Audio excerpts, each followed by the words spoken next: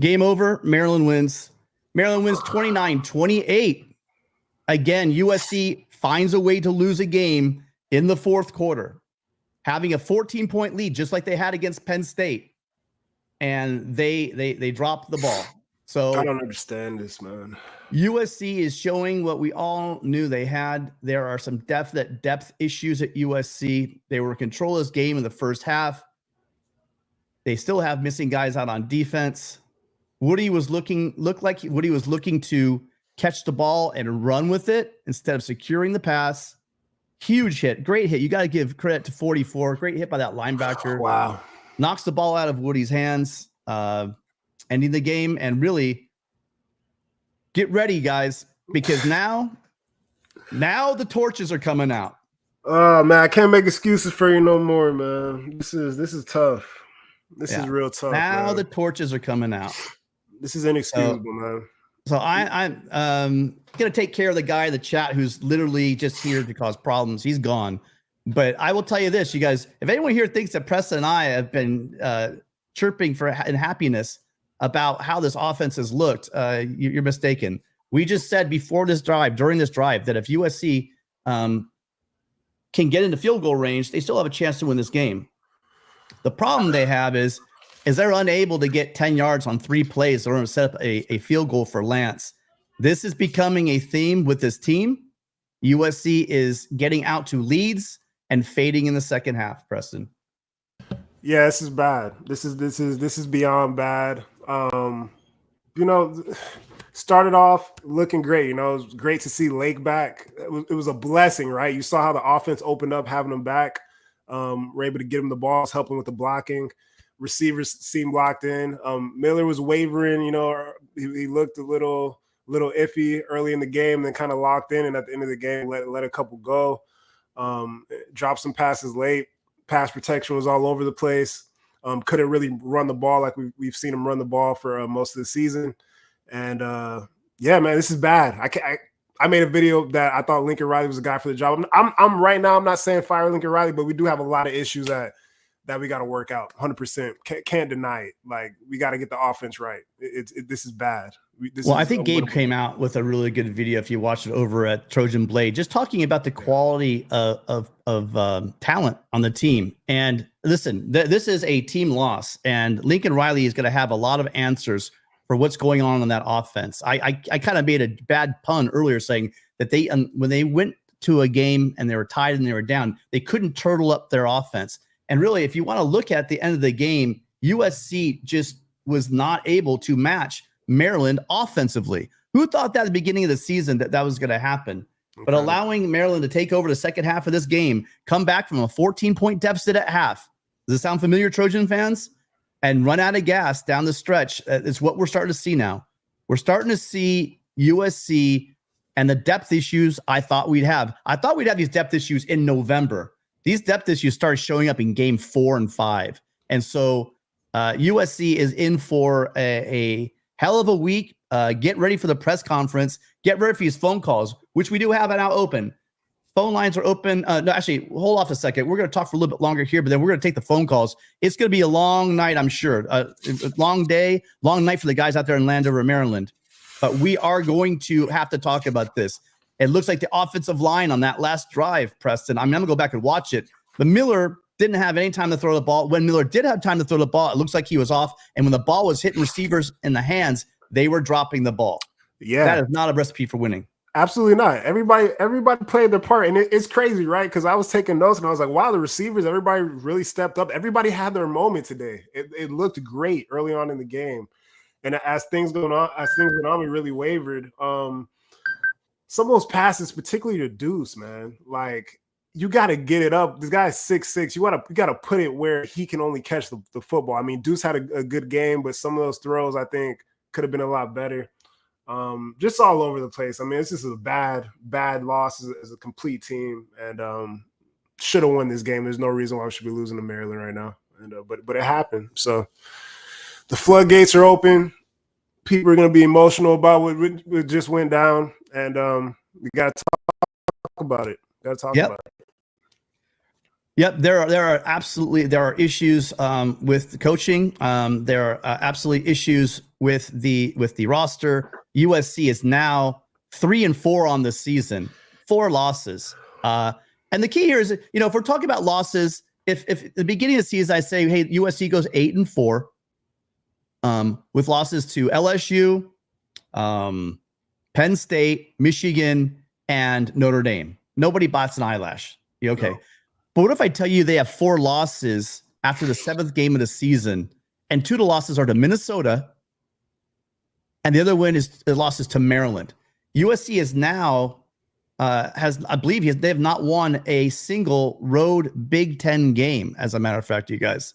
And we haven't won a road game since October 28th of last year against Cal. That 3 overtime game. That's another thing I was running in when I was making my other video. Like, this Lincoln Riley team, like his teams, like on the road, just are different teams. And like, we haven't really talked about the travel. I don't know if you feel a way about the travel.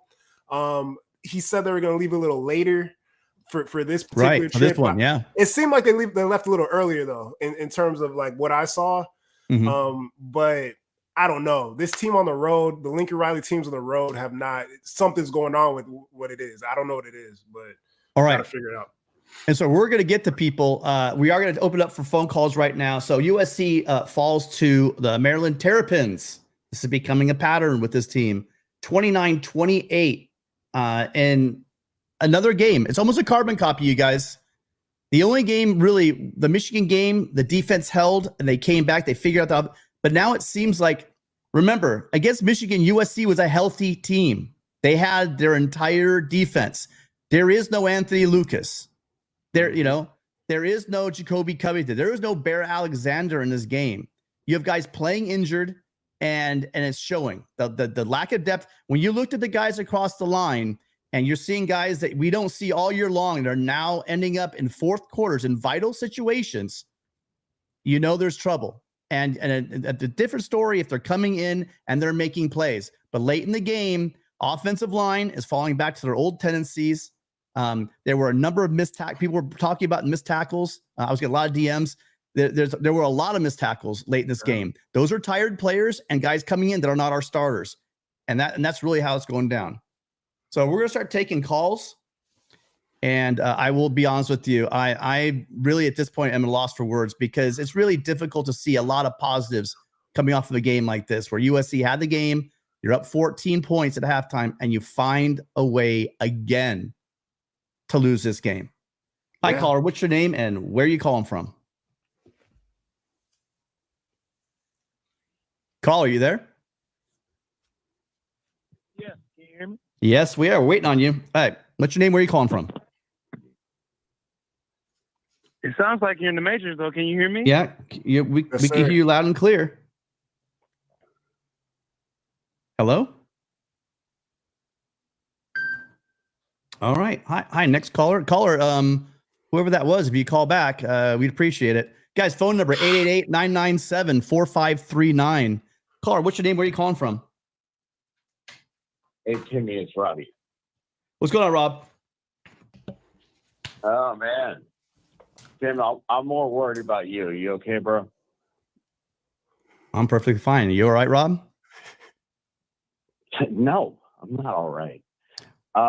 This is getting a little more difficult to watch and defend. And if you remember, Tim, I was the one you guys called the Debbie Downer at the beginning of the season when I said, 8-4 would be really, really great. And I see it kind of a 6 or 500 type team. And then we see Miller look really good. And again, in this line, I was called Debbie Downer because after the LSU game, I was kind of more like, man, LSU doesn't really look that good more than, LSU is a top 10 team, by the way, but go ahead, Robbie. Whatever. Yeah. They look great, Tim. They're a top 10. They're literally a top 10 team winning games in the LSU. They just beat Ole Miss. So go ahead, Robbie. By the way, I'm not defending it. So I'm telling you, I'm here. Let's hear this. But you know what? Let me ask you a question, Robbie. Did you know that USC was going to lose Covington and Lucas and Bear Alexander? And should I go down the list for you? Because if you knew we were losing all those injuries after the first couple of games, then hats off to you, man, with that call. But let me ask you this question, Robbie. Does SC lose this game if they're at full strength? So does SC, the question to you is, Robbie, does SC lose this game if they're at full strength? Go ahead. Yeah, it's just like they lost the last 3 because of the refs, Tim. No, Robbie, listen. All right, so Robbie, I asked you a very simple question, okay, and I want you to think about it. Does USC lose this game with Jacoby Covington, Anthony Lucas, and Bear Alexander healthy? Go ahead. No, they win this game with those. And they probably win the last game, and they probably win the game before that. But yeah, I hear you. But go ahead. Tim, all the last 4 games could have gone either way. Yeah. Okay. And the difference is that they didn't because there's something wrong. I don't know where, but something's very wrong. Agreed. And you can see, like you said, 14-point lead last week, lead at Michigan. Lead at thing, somehow not performing at the end. And if you're going to tell me our coach, who has coached 3 Heisman Trophy winners and has been to playoff games and whatnot, forgot how to coach, I'm sorry, I don't believe that. No, I don't think anyone believes that. There is something wrong internally with these kids. Right. I don't know if it's an entitlement thing. I don't know if it's like getting too much too soon thing. Mm-hmm. I don't know if it's now that they get a little money thing. Something is wrong internally with this program that needs to be fixed. The offensive line is the biggest joke I have seen in a long time. There is no blue blood program right now, Penn State, Michigan, the other thing, that has as bad of an offensive line as we do. I mean, it's not even close. Tim, you've been making excuses for Mason Murphy for 3 years. Wait, stop. Wait, hold on. Did you just say I've been making excuses for Mason Murphy for 3 years? Robbie, you're gone, dude. I have not said that one ever. I've been on hundreds of shows, Robbie. You clearly have some kind of weird agenda. Have a great night, man. I've never once. Matter of fact, I haven't used the young man's name, but literally I've talked about the right side of our line and the tackle play for the past 3 games. Robbie, thank you so much. Have a great night. You can go on your other talk show like you usually do and tell you how you got me. Okay. All right. That was weird. I kind of knew that was coming. So we have a situation where there's something broken at USC. There's clearly issues with the play late in games. There's clearly issues about the team, like Preston just said, something with Riley and playing on the road. He can't get it together with that. So there's some issues there to be addressed.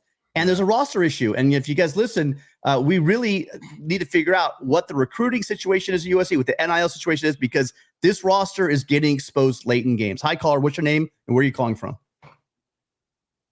Oh, Timmy. Hello? Hello, Timmy. Okay, we got another troll call. Okay, have a good night. All right, so we're 2 for 2 on troll calls. Maybe we'll get a USC fan in here. They want to talk USC football. Call in and vent. You know what I'm saying? How do you feel about the team? We have 20 calls, so we'll get one in here somewhere. Hi, caller. What's your name? Where are you calling from? Hey, it's Kevin Vegas. How you guys handling this? It's pretty disappointing. I'm very pissed off, man. All right. So good coaches don't lose games when you're up by double digits. Maybe once in a while. This is 2 in a week. Mm-hmm. And I don't know what the cornerback, we get that pass interference. He's like 10 yards behind. What do they think that they're doing for that PI? Like, what's going on? This is 2 weeks in a row. We have one offensive threat against us, and we can't shut it down. I don't understand what is going on defensively. Young guys on the line, we can't get no heat. I understand all of that. Yeah. But everybody makes excuses. Mildred Moss, great locker room guy, gets the team going, underthrowing balls left and right when people are open and miss some throws left and right. We lose to Maryland? come on, man, Minnesota.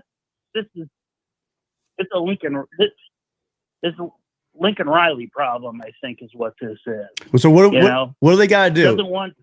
What does USC need to do? You need a hard. USC wins with defense, and we can run the ball. That's when USC has won historically over the years. And we can't. We can run the ball a little bit, then we go away from it. It just drives me. It's absolutely crazy what is going on with this program. Might as well bring Clay Helton back. At least we could win a couple games. We're losing the teams that we have no business. We should have blown them out. Right, up by 14. Terrible pick. Get them back in. My liver can't handle much more of this. Yeah, I'm just going to keep on drinking these losses away. It just seems like Miller has one of those in him in each game, and it's amplified in games like this, and these close games where there's where USC is going back and forth. Preston just seems like now when you're throwing the ball a bunch of times, but it's like again look at the target was to Branch off his back foot, and it's almost like he wants to this thing he does with these throwing the ball up to Branch. That's not the guy. There are 3 other guys that you can do that with, but that's probably not the target to do it. And it's at the worst times too. The worst. And one thing, he's been off. He was off. There were a number of times. Deuce had 2 steps. This again, and last week I said, he's having a bad game. Now Miller's starting to put together multiple bad games where it's not just the throws, it's also the play calling. So the decision making. And the decision making in this game was all right, except for that one. But I will tell you, he underthrew in the first half. There were at least 3 long plays there for Miller. If Miller puts it out there, lets her guy make a play, he underthrew every single one of them. Everyone. And Jaden Mayav is going to pull the ball and run it too. Yeah. Well, okay. So now we're back to let's just stick to this one. We'll talk about so you want Jaden Mayav, call for Jaden Mayav to come in, and Jaden Mayav is going to fix it. So, because here's the issue. If we could say this was all Miller and Moss, that's an easy fix. We put the backup in. But this is what we've seen is a systemic issue with the whole team. There were drop balls. Woody, look, let's face it. Woody's a great receiving running back, but he had that ball and he was looking upfield and he dropped it. Miller had a number of misses when he threw the ball. You need to have a situation where you're playing tight on offense, especially as a game where you're in a dogfight at the end of the game. So, yeah. All right. Don't you think Woody's made like some miraculous one-handed balls though, and he had one thrown at his feet that like Miller's not as accurate as I think people think that he is. Yeah, he's been catching a lot of those low passes out of the backfield all year. And he shouldn't be though. You know what I mean? Crazy one-handed. Yeah, there's been a lot of those. Turn around, crazy one-handers. Yeah. Yeah, that's been happening. It's almost like he's relying on Woody to make these great catches. But I will say, on the one he dropped, again, eventually he's not going to make a circuit catch and catch it. But on that last one on 4th down, Woody knows he's got to make that catch, period. Miller had a bunch of bad throws in that game, without a doubt. All right, listen, man, we got a ton of people piling up. We got a ton of people. Real quick. Yeah. Can Braylon Shelby get heat on anything anytime soon? He was in the. Hold on. He didn't get home. Yeah, he actually played well. He had a tackle for loss, and he was getting some pressure. But I agree with you. It seems like SC can get pressure. Late in the game, you had Jamil Muhammad had a chance to make a play, settled down, and he just overran the play, allowed the quarterback to step up and make a play on 3rd down. Those are the things I'm talking about. That's what you can't do. You got to do your job. You can't try to go for the kill shot. You just got to settle down, play within yourself. Break down and make that tackle, or at the very least, make him, throw off his back foot. That was a bad call there. Totally agree. Pass rush has been an issue, without a doubt. Thank you, man. Appreciate calling in. We're just stacking up with calls. The bad night, man. Appreciate you calling in. Fight on. Yeah, it's really hard to let people understand this. It's okay to be angry. I'm not taking anyone being angry. I'm angry. You kidding me? But we got to put the blame where it is. Let's not get the pitchforks out. You guys gotta realize that there's a lot of bad that happened this game for us to lose. USC literally had to miss tackles, had to miss throws, drop balls. There was a lot to go around. Hi, caller. Which name are you calling from? Mr. Paulie Walnuts here, man. Let me tell you guys, it's always good to see you guys after a tough loss like this. What's up, Paulie? We'll be here. Let's brighten up a little bit. Win or lose, we'll be here. Yeah, man. Let me tell you, not even the Trojan Conquest burger that I created for you guys is even sitting well in my stomach right now. But getting back to it, my brothers, let me tell you right now, dude, this is a completely devastating loss for us. Like I said, it just reminds me, and I hate to constantly bring it up. It reminds me of a couple other powerhouses that were in the same situation we are as far as rebuilding. The lack of depth is really, these guys are gassed. You can tell just the simple plays, the tackling, fundamental plays that they're supposed to be making. We're struggling at, and the interceptions at the wrong time, man. I saw it with my own eyes. We had complete control of this game. And that pick, just like against Minnesota, sucked the living life out of us, man. And it was just a complete swing and change of momentum right after that. And I noticed a lot with the player rotations, which it just seems that we're just targeting certain guys. I mean, they spread it out quite a bit, but I'm at the point now when it comes to these player rotations, I want to see the other guys I want to see what they're about now, since the season's pretty much. Yeah. It is what it is. I mean, let's see what the other guys got on that are just standing on the sidelines there. Let's get the Jay Fairs in and Kyle Fords and get them in, man. And on defense as well. Let's see what we're about. Let's see get these guys some experience out there. And because obviously what we're doing now is not working. Like I said, these guys are gassed. It's obvious that they are, but just on the road, for some reason, it just looks like we're running in mud a lot. And, they look like they're flying around, but by second half, they're gassed. Kamari Ramsey can only do so much, man. The guy's all over the field for us. He's diving in every play. He's doing everything. Yeah. And not everyone has the stamina and the momentum he has, but definitely a tough one. I don't even know where to go from here. My biggest concern is I hope these recruits stick around and realize what we're trying to build here. But something definitely needs to change. The lack of consistency on our throws is what's killing us as well.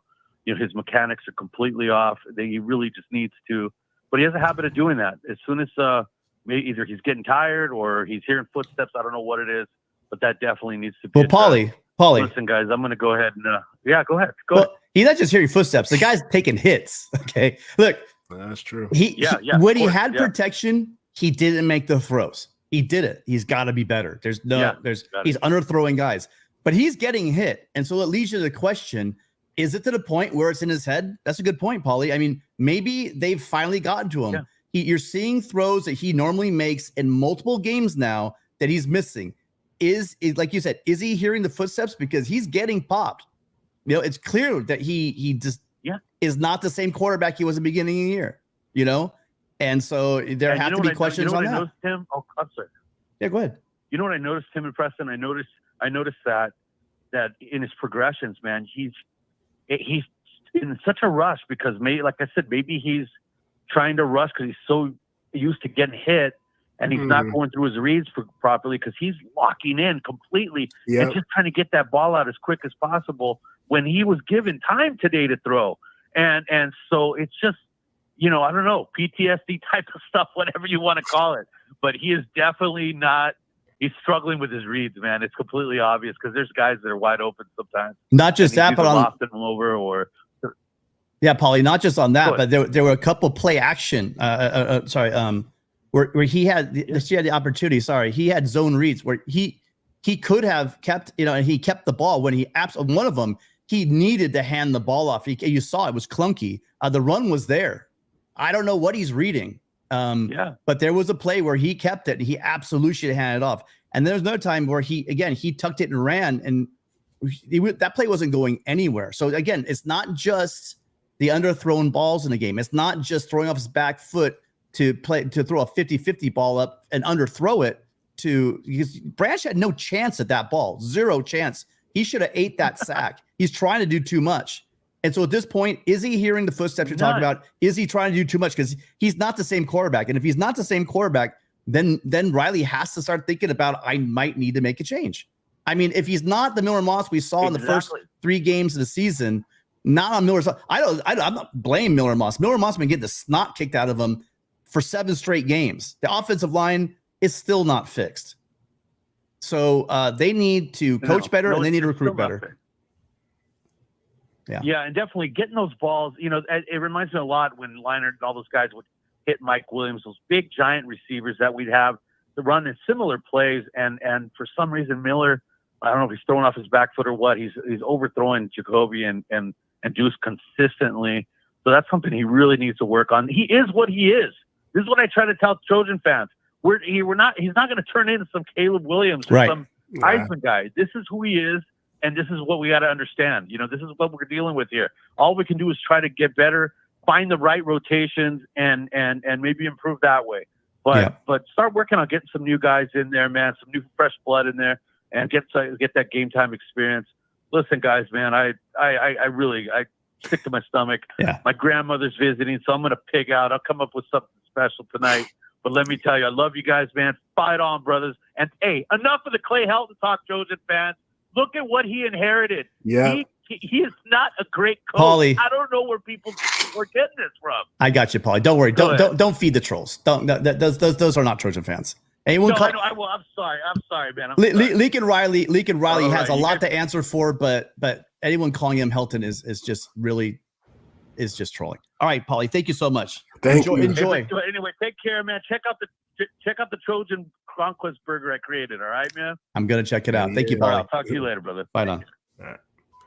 Yeah, rough loss. Danny Kennedy, thank you so much for being a longtime member of the channel as well as the $5 super chat. You know, I'm pissed. I know the feeling. You know, we should have won that game. USC. As much as I'm talking about the roster, as much as I'm talking about the depth on our team, what's Maryland playing with, folks? I mean, it's not an excuse to say we don't have the depth. It's not. You think that they have more depth over at Maryland than USC does? No. They don't. We're seeing the issues late in games with depth. What is that exposing? That's my point. That's my question to you guys. It's not like Maryland. I'm talking about that USC's roster is not ready to compete with Ohio State. That's true. Oregon, that's true. You know, but it's not like Maryland has that roster. It's not like Minnesota has that roster. Hi, Clark. What's your name? Where are you calling from? Oh, sorry, Preston. What? No, I'm saying, there's no excuse for this. Like, I'm not gonna sit here and say, just because the depth this, the depth that. Like, this was a winnable game. We should have won the game. We got more talent in this team, and we choked. It's simple as that. Absolutely. Caller, hi. What's your name? Where are you calling from? This is Matt calling from Sawtell. Matt from where? Yeah, Matt from where? Sawtell, West LA. Okay. West LA. You guys just brought up what I was talking about, what I was thinking about. I'm not going to call Lincoln Riley skinny Clay Helton or Clay Helton with a better head of hair, but our scout team should be able to beat Maryland. Like talking about depth or the players being tired, like it just doesn't matter. This all falls on Lincoln Riley. I mean, he has lost. Somebody posted on Ryan's board about how many 14-point leads he's lost. He has lost a lead in every single game or every single loss this year. He has lost a fourth quarter lead. And I mean, 14-point lead to Maryland. I mean, it starts with the head man. And I know, look, people like, we're going to tarmac Lincoln Riley. And like, that's not going to happen. The guy's owed however many millions of dollars, but we have to start talking about what is that buyout? This is not going to work. I mean, we all know when a coach is going to work or he's not going to work. This is year 3 and they're worse in almost every facet. I just don't see this working out. I'm gonna hop off, but fight on. I'm just so. Another thing, he just won't run the ball.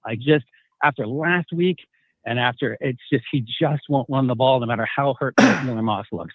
All right, I'm sorry. I got to get off. I'm ranting. Bye. No, great call. Listen, hey, Matt, call back again. That's a pissed off SC fan. That's calling for the coach's job, but he did it in like a logical and proper way. So I mean, I appreciate the call. They aren't running the ball as much as they should. Late in the game, we were talking about the way they're running the ball. Something needs to get fixed at USC. There's no doubt about it. Not running that ball on that second drive, backed up on that first down. Like, I don't understand what they were doing, but yeah, man, it's got to get fixed. It's got to get corrected. Got to do it. Yeah. Awesome call. Thank you, Matt. Call back again. Great job. Hi, caller. What's your name? Where are you calling from? Hey, this is Jackie. I'm calling from LA and I'm a double Trojan. Awesome, Jackie. Thank you for calling in. Rough night for the Trojans. What are your thoughts? I don't have the highest football IQ. I will admit that, but I have enough common sense to recognize that Miller Moss is not the guy. I've been listening to you, and I know they have a lot of other problems. It's not just Miller Moss, but the guy just cannot handle pressure.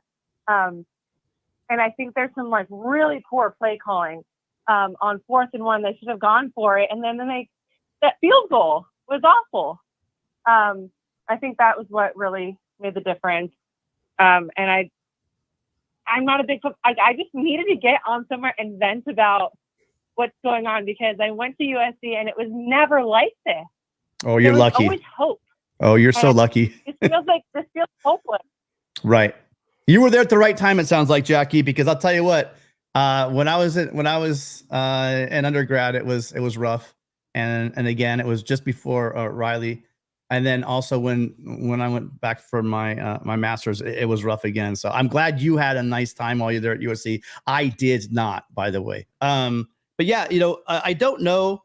There are a lot of problems. But again, this is another game. This is 2 games in a row. We're not where Miller just made a bad throw, because quarterbacks are throwing interceptions. They throw interceptions. But he didn't make the throws, Preston, that he normally makes, that he should be making. Yeah. There were points on the board that were not taken. And then go ahead, Preston. I want to talk about the special teams in a minute as well. Yeah, you got to make the routine throws, right? There's throws that just dump it right in the bucket, or if you're off balance and you don't think you can get it there, throw it out of bounds. Like, you have to make those decisions at those times. Your crucial moments within the game, you're ahead in the game. There's no reason to force the ball down the field if you're not comfortable, if you can't step into a throw with the right power and the right accuracy. And that's what we've seen. It's not good. Sorry, Preston. I mean, step on you there. You're good. What's your guys' question on why Zachariah Branch can't return anything like he did last year? There was a weird situation where Zachariah Branch, you guys, caught the ball, and Fair caught it late in that game about the 1-yard line, and it was a low kick, and there was nobody on the screen. I mean, I didn't have the all 22, but I couldn't see anybody on the entire screen, and he's Fair catching that thing from the 1-yard line on a low line drive kick. Yeah, that's a great question. That's a great question for Lincoln Riley to answer, is why is Zachariah, if there's something wrong with Zachariah Branch and they don't want him returning, put Mekhi Lemon back there, put Quentin Joyner back there, have those guys I'd love to see Quentin Joyner return some kicks. Not that Zachariah Branch wasn't an All-American last year, but there's obviously something, if you don't have the faith in your kick returner to have him return it, then let's switch it up, because I don't get it either. I don't know. I mean, I'm not a big analytic. I mean, I believe in analytics, but I'm not a big analytics guy. Are they trying to play something here? I've got no idea. But when Zachariah Branch can change the game on one play, you're not letting him return it from the 1-yard line on a low kick in the second half in a nail biter. Preston, I don't know why we have on the team. Yeah.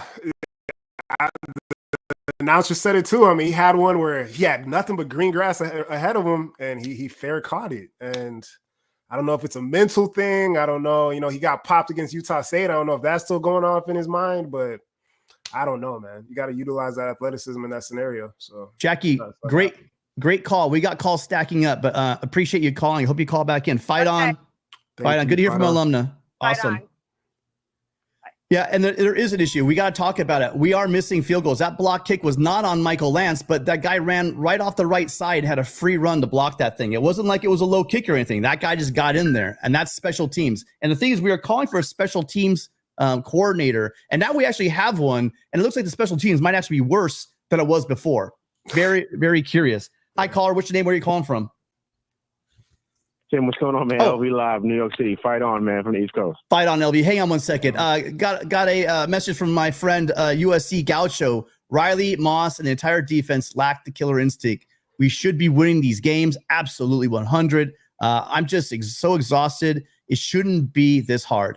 I almost put a tweet out saying, why is it so hard for our offense to move the ball? See, when we talk about this, this is Maryland, and we're saying we were dinged up. But you know what? Lake McCree, we had Lake McCree back. He was probably on a pitch count because we didn't see him catching a lot of balls. Mm-hmm. But that is Miller's safety. That was his safety blanket early in the season for the first couple of games.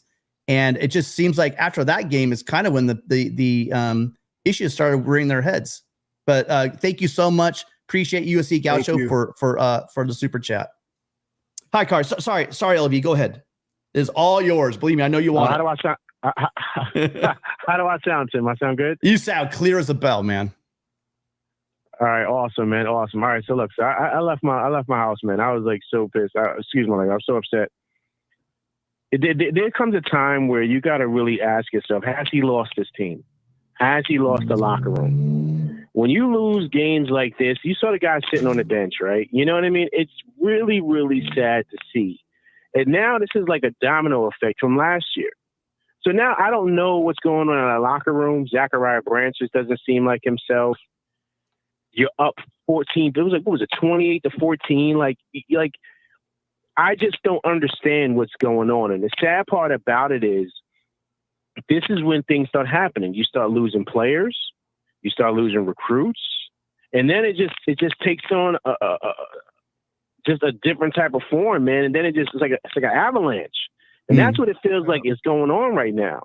And so this is really going to – I don't think Lincoln Riley gets fired. It's just too much of a payoff for him.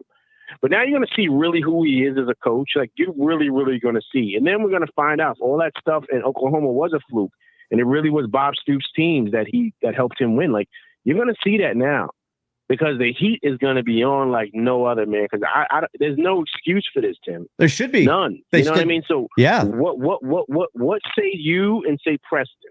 I say crank that heat up. I think that there's, I've been really excited about the coaching, and you look at there's a pattern with the defense. What was weird, again, when they had the depth, LV, this defense. So I'm not really worried about the defensive side of the ball. I do think that the depth issues are on this. Maryland quarterback played well. There's no way. It looked like they had, I don't know, man. Their receivers were playing better than any receivers we played this year as well, in my opinion. And that includes that LSU game, really. But I will say that the offensive line and not be able to figure out the offensive line and having the offensive issues that USC is having and not be able to move the ball against this Maryland team, that's an issue. Not be able to get a consistent pass rush against a Maryland team that has a dreadful offensive line, that's a massive issue, regardless of depth. And someone brought up the point about I really want to put that up about the pass interference. That pissed me off. But, that pass interference call is so out of play because of the way this team's being coached and they're playing, that I'm not going to talk about the refs. There have been some referee issues, but this problem goes way beyond ref issues, Preston.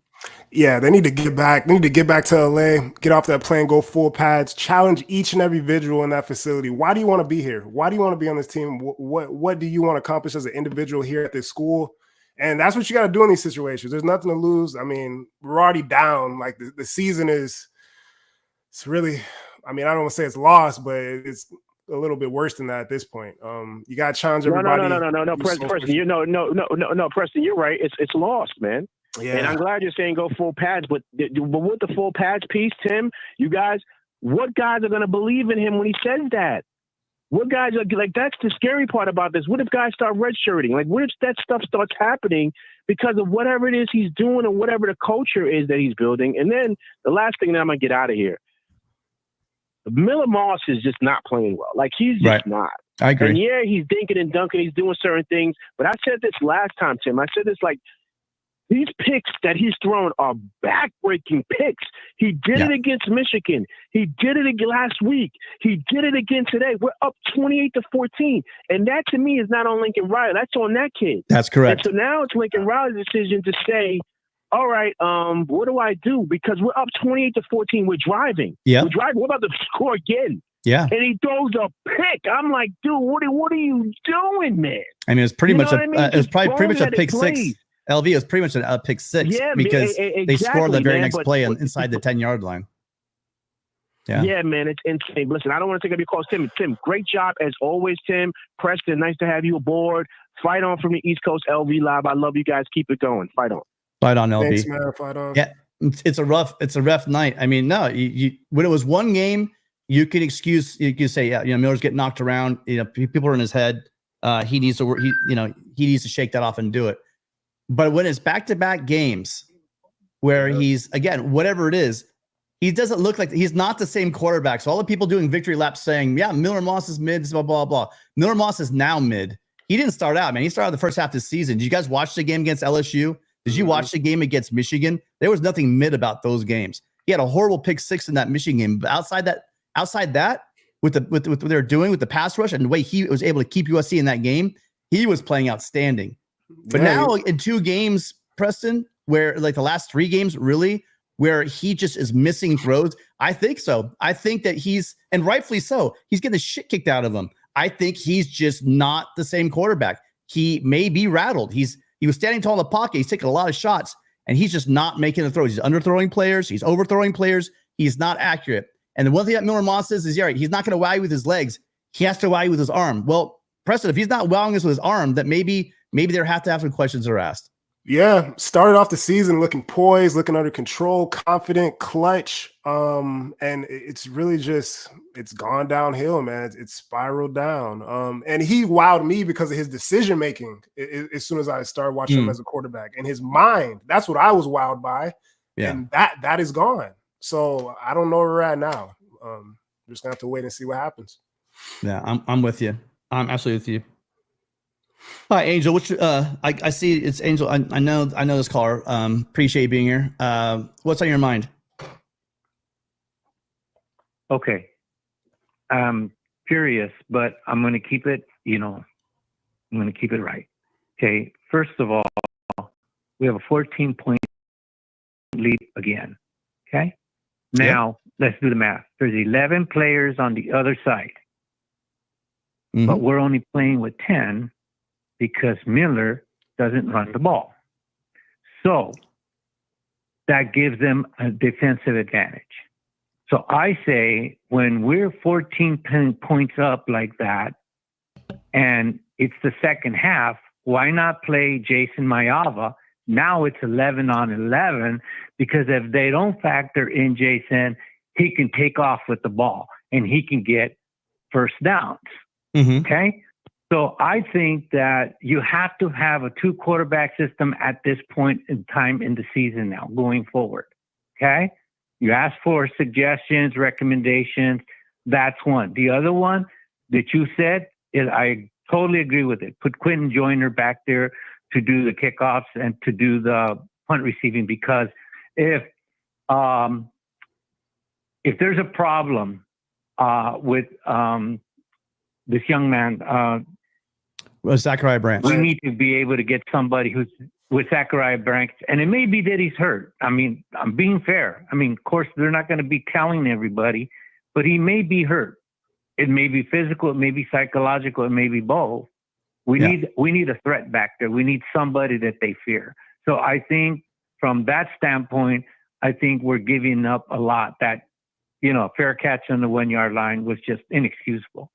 And finally, Tim, and I'm just, gonna throw that out there, is that the play calling again has been atrocious. We should be running the ball instead of passing the ball. But I'll let you guys now discuss that. But I'm telling you, I've unfortunately, Tim, I don't have confidence anymore in Coach Lincoln Riley. Okay. Great show. Thank you so much. Bye. Bye. Yeah. Listen, you should have questions at this point. This is year 3, guys. This is not year 1. This is not year 2. This is year 3. Lincoln Riley has had 2.5 years to figure this out. Losing to Penn State, no problem. Okay. Yeah. You're talking about a top team. Yeah. If you lost to a top 10 team in LSU, no problem. Losing to Michigan on the road with a new player, not seeing any film on him. Okay. I'll give you a pass. First road trip, getting out to the big house. I'll get that. But losses like this, flying at the Landover, Maryland, losing to the Terps, we've lost to the Terps and the Golden Gophers. Trojans should never be losing to these teams. This is not the 1960s Gophers. Okay, this is now. And Angel, you have every right to be asking questions from the top all the way down on what's going on with this damn team. Yeah, Preston? Yeah, I mean, 100%. I mean, as far as rushing, we had a tough time on the ground now. So I do think there were times, particularly on that second drive, and some plays during the game where I thought we should have rushed the ball. 3.4 yards a carry. It wasn't we were not tearing it up. It was rough. Today was a rough one. So I can't go too hard today on the rushing because we couldn't get it done today. I mean, I don't know if they were run blocking. They were letting a lot of penetration come up the middle, and we weren't able to get it done on the ground. But the play calling, I don't I don't know.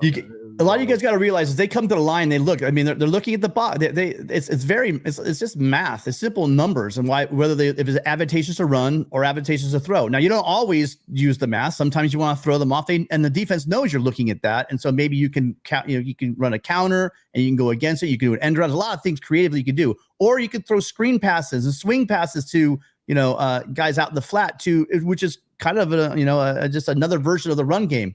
Yeah. But I'm with you. Yeah. The play calling, there's no reason why, even with this offensive line, because like we said, we're playing Maryland, you guys. We are not playing Penn State. If we struggle against Penn State, that's understandable, but we're USC. We should not be struggling against Maryland. That's the big issue. And then Angel, one more second. GMR, thank you so much for the super chat. Thank you. Just a shout out to the show, guys. Always good one. Thanks. Thank you, Jim. Appreciate it. I know it's not easy for you to be here. It's not easy for any of us to be here. People are taking their victory laps. It's just a really sad day for SC. USC is USC. We will be okay, but we got to get our crap together, and there have to be some hard questions asked this week, without a doubt. Angel, anything else for us? Oh, sorry, Gixer. My bad. Gixer, how you doing? Long time no here. Hey, I'm good, Tim. How are you? Good. Great to hear from you. Hey, I won't reinvent the wheel. I don't want to, duplicate what everyone else has said, but, essentially it's a death by 1,000 cuts.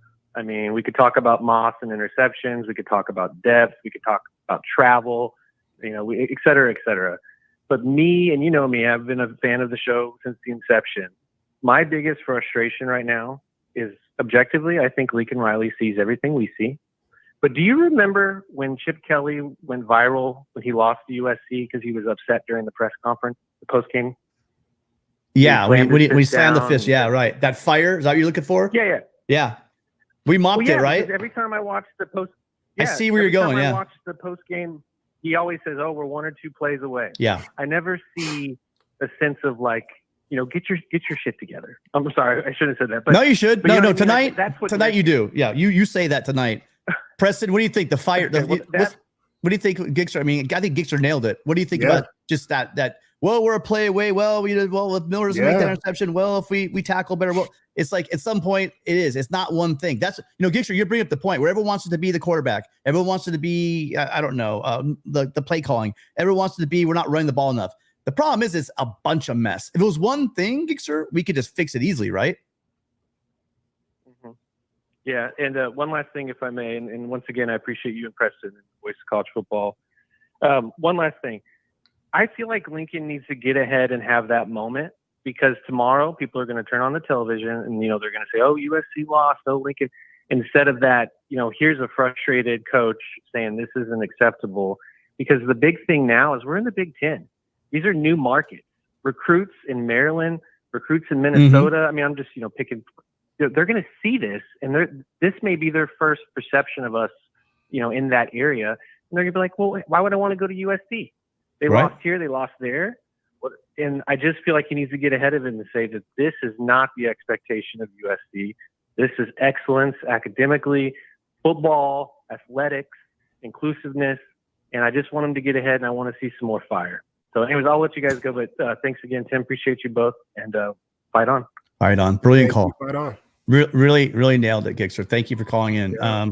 We're getting some great calls tonight. Oh yeah, that's we all made fun of. We all made fun because let's face it. Kelly's the easy guy to make fun of, and he usually has it coming. So I mean, I get that, but you know what? I agree with him. It's getting a bit old hearing we're so close because if you're saying we're so close and we're playing again a Penn State, right, or a tough loss on the road to Michigan, I'm okay with that. I'm going to hear that, right? New defense. Young offensive line, etc. We don't have the depth for whatever reason. I get all that we're close, but don't tell me we're close against Minnesota. Don't tell me we're close against Maryland. That is just not acceptable. It's like what I was saying. I was saying like last year when he said that, everybody's pissed off last year because we weren't a good team last year. Then when he said it this year, national media even got behind it. They're like, yeah, USC is close, but now after what happened tonight, you need to be accountable, Link. You got to be extremely accountable. Say, we got to get better. We got to fix things. This is how we're going to improve. This is how I'm going to improve. And I hope he does it. I didn't see the press conference. I'm sure it's already happened. But DML, reach out to an adult and get a book on reading and listening comprehension because I don't think you're really listening. Literally in the last game, I said I had some questions about Miller Moss, and I'm worried about him hearing footsteps and he's not making the throws he needs to make. Right now, we got DML saying that I'm gonna ride him to the edge of a cliff. I don't know what you're saying. You guys wanted to get rid of Miller because you knew that he was gonna not be able to throw the ball anymore. It wasn't. No one was saying, by the way, Preston. No one was saying that it's because of his arm. They were all saying it's because he can't run the ball. Yeah. Okay. Which everyone I know, and not me, I'm talking about Cody Kessler, Sua Cravens, a bunch of guys that know a hell of a lot more ball than I do were saying, you guys are crazy. So I'll lean back onto that as well. And again, yeah, buddy, listen, I'll tell you what, I may not know, a lot of things, but I do that as much as we want to go at Lincoln Riley, he knows how to pick a quarterback coach. He's got a bunch of them in the NFL, a bunch of quarterbacks. He is a quarterbacks coach. He's got a bunch of guys in the NFL. So all you super experts out there, if Mayaba's not playing, you guys, stop for a minute. Why isn't he playing? Do you think he was a valid choice that Lincoln Riley's just going to, like you say, ride Miller off a cliff? You don't think that Lincoln Riley's feeling the heat and wants to win? I'm not saying that Maeva is not a great quarterback. I'm not saying he's not the solution. I'm saying that Lincoln Riley's saying he's not ready or not right now in this game. Hell, he might come out and start the next game because Riley says he's ready now. Yeah. You got to remember, Miller has been in this system for 3 years. Maeva just came here. He just got here. So he's picking up the offense. He's probably going to get a shot at some point. I'll tell you what, if Miller continues to play at this and he doesn't play, I'll be with you guys saying, maybe I am going to start doubting Riley. Maybe he hit his head or something. This obviously is not working. He's sticking with it. But at this point, you guys, he knows what he's doing in terms of quarterbacks, man. Like, who plays? It has to do with what happens in practice during the week. Like, there's a reason why he wasn't a starter. Right. There's a reason why he's not playing. And hey, we've lost our 4th game. Maybe he gets in there next week. But I mean, until he gets in there, then we got to ride it to whoever's in there. And I trust Lincoln Riley to make that decision. So it's just a bit silly. It's just a bit silly to think that we know more. None of us are at practice. I've been to practice, but you know what I see at practice? Nothing that's going to tell me which one's a better quarterback. I'm in love with how the ball comes off of Jada Mayaba's hand. The guy's just got an arm, right? But there's a lot more than having a great arm and be able to run to be in the quarterback position. And that's what we're talking about, what's going on with Miller. Miller's not making good decisions, strike one. He's not making the throws, and you're right. He's not athletic to make the difference in the run game. But then you have to ask yourself, why isn't Mayaba playing, you guys? So let's all be adults about this. There's a reason why he's not playing. Yep. So anyway, next caller. Hi, what's your name? Where are you calling from? Hey, Tim. I'm Sam from Leavenworth, Kansas. Sam, thanks for calling in. All the way from Kansas. Appreciate it. What's your thoughts? Yeah. I think we should have gone for it on 4th and 1. Our kicking game just sucks. It really does. It I think if we would have snuck it there or at least run Woody. I mean, he picks up that first down easily, I think. We got hit for a bunch. So we had some success running the ball, but we also got hit for a lot of negative yards in this game in the run game. Like they were knifing through and they were making some great plays in the backfield. Yeah. Yeah, but thinking it was, I think, because we never go under center. I think we should just got under center and snuck it because 41 is not cheapy. It's not. No. By the way, just so you know, I'm with you. The way that Lance has been kicking the ball, it's not like a hitter. We can't just keep putting out our hitter that's struggling, in a bit of a slump and keep walking him out there. But again, on the Lance kick, it wasn't that he missed it. It got blocked, and it got blocked because it was poorly blocked, right? By our offensive line. Yeah. But I get you. I wanted them to go for it. I absolutely did. Yeah. But it just, and our defense was getting tired because our offense wasn't sustained drives either. I mean, we were moving the ball, but we were not sustaining drives. We were moving it way too fast. Mm-hmm. Yeah, for sure. Yeah. But I think we could have scored more than 28. I mean, we were moving the ball well, and then that pick that Miller should not have thrown. Mm-hmm. I mean, he had a guy in the face just throw it out of bounds or something. Yeah.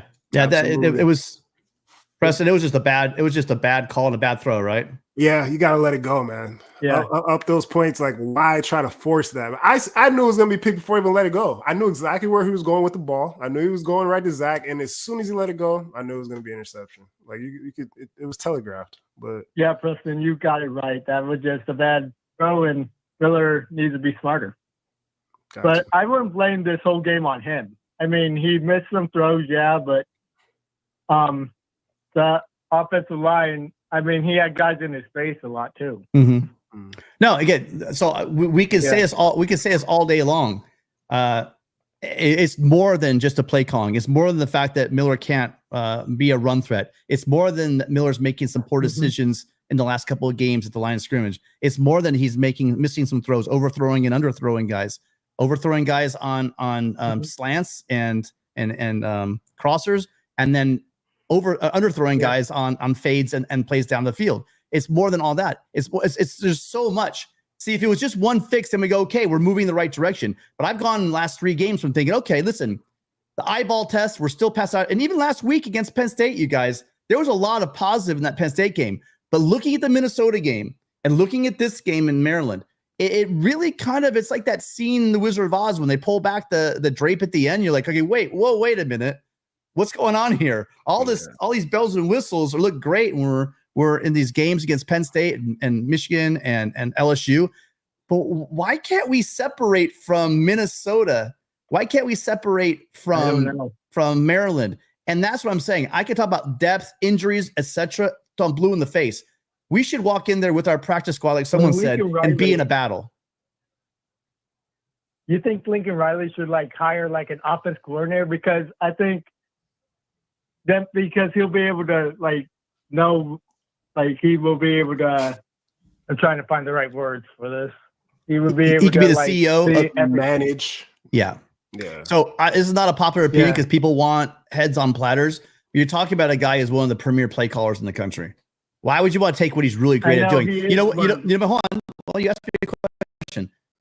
What you should do if you want to do something like that is why don't you have a Matt Entz run the clock issues? Where there were no clock issues. He played the end of the first half. You guys, I have in my notes. He played that to a T. He stole a possession at the end of the game and got us out to a 14-point lead that kind of negated the deferred kickoff in the second half to Maryland because he stole a possession there. There weren't any clock management gaffes in this game. Did you see any? No.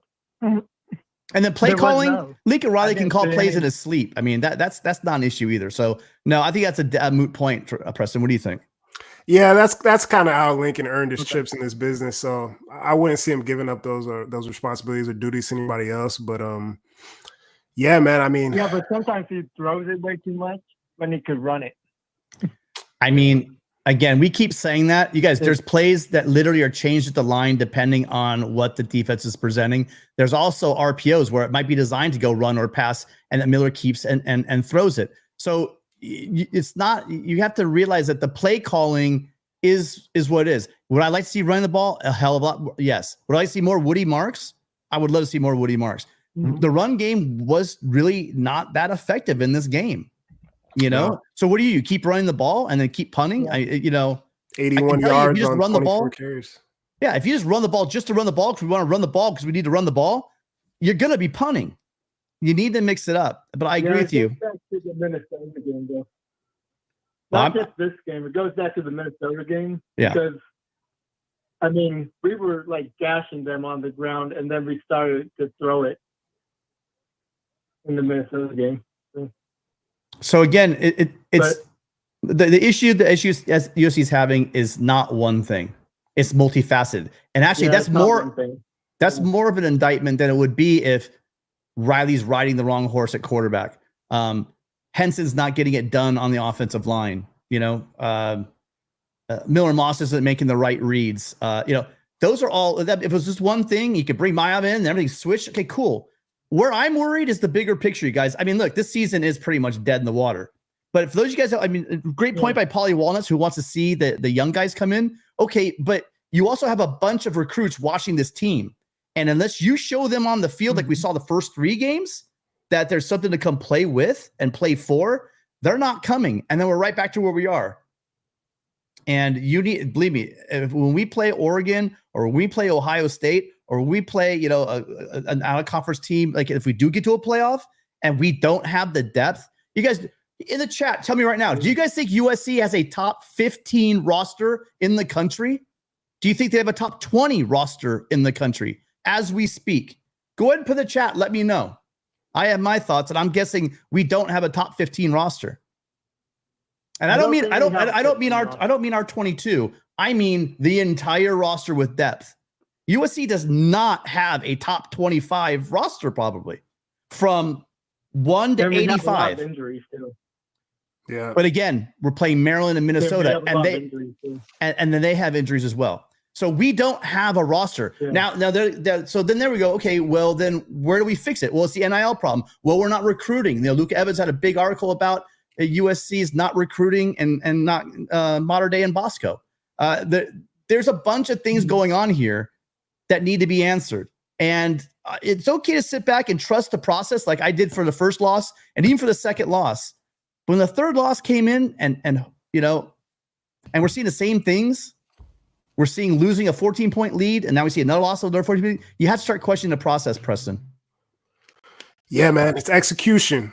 It's execution late on the field and on the sidelines. We've continued to fail to execute. As the game gets later on in the game, we can't execute, and it's a problem. Got to fix it. Yeah, absolutely. Listen, great call. Appreciate you taking the time to call in. Okay. Rough loss, but thank you, Sam, for calling in. Yeah. Hope you call in again. Yeah. Thanks, Sam. All right, fight on, man. Hang in there, guys. Listen. Fight on too. Fight on. I've been an SC fan long enough to let people bury us. By the way, I had to be a troll because someone came in here from Oklahoma talking smack. Did you guys, anyone catch the Oklahoma score? Come on, man. Come on, man. Be better than that. You know, yes, we are struggling, but you guys were on fire. Hi, caller. What's your name? Where are you calling from? Caller, hi. What's your name? Where are you calling from? Going once. You've been on hold for 15 minutes. You sure you don't want to talk? Oh, man. I'll give you a second because you've been waiting, but I've got callers behind you. Caller, you there? Last chance. All right, fight on. Thanks for calling in. Give it a try again. You guys be ready. We have 6 of you guys there. And I've got people waiting quite a while, so we can't sit back and wait for people who fell asleep or just had one too many beers and passed out. Hi, caller. What's your name? Where are you calling from? Hey, Tim. Yeah, hello? I'm from Texas. Hello? Yeah, Tim from Preston. Yes. Okay. Hello, caller? All right, I don't know what's going on. Hi, caller. What's your name? Where you heard? Did you hear someone? Yeah, I heard him for a second. You said Tim from Texas. Tim from Texas. Tim from Texas, call back in. Hi, caller. What's your name? Where are you calling from?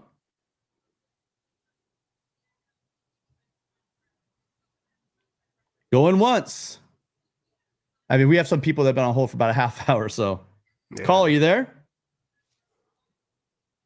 Caller, are you there? Yeah, I'm here. Can you guys hear me? Yeah. Hi, guys. Hey, listen, out there, you guys. I'm trying to be patient because people are waiting, but I need you guys to be ready when we pick you guys up. Yeah, caller. What's your name? Where are you calling from? It sounds very staticky on your end. Okay, what are you calling about? Anyways, I just wanted to share a quick message. This is Johnny from Nashville, Tennessee. I was the same individual that called from the Minnesota game from the hotel room where I left at halftime. Mm-hmm. I just wanted to just kind of share a quick message real quick that I don't know if anybody has said this or if you guys even have thought about this, but I'm starting to believe that Lincoln Riley has just been disguised under great quarterbacks and great quarterback play. I know that sounds to a lot of people very baffling to even say that because, as you mentioned earlier, premier play calling.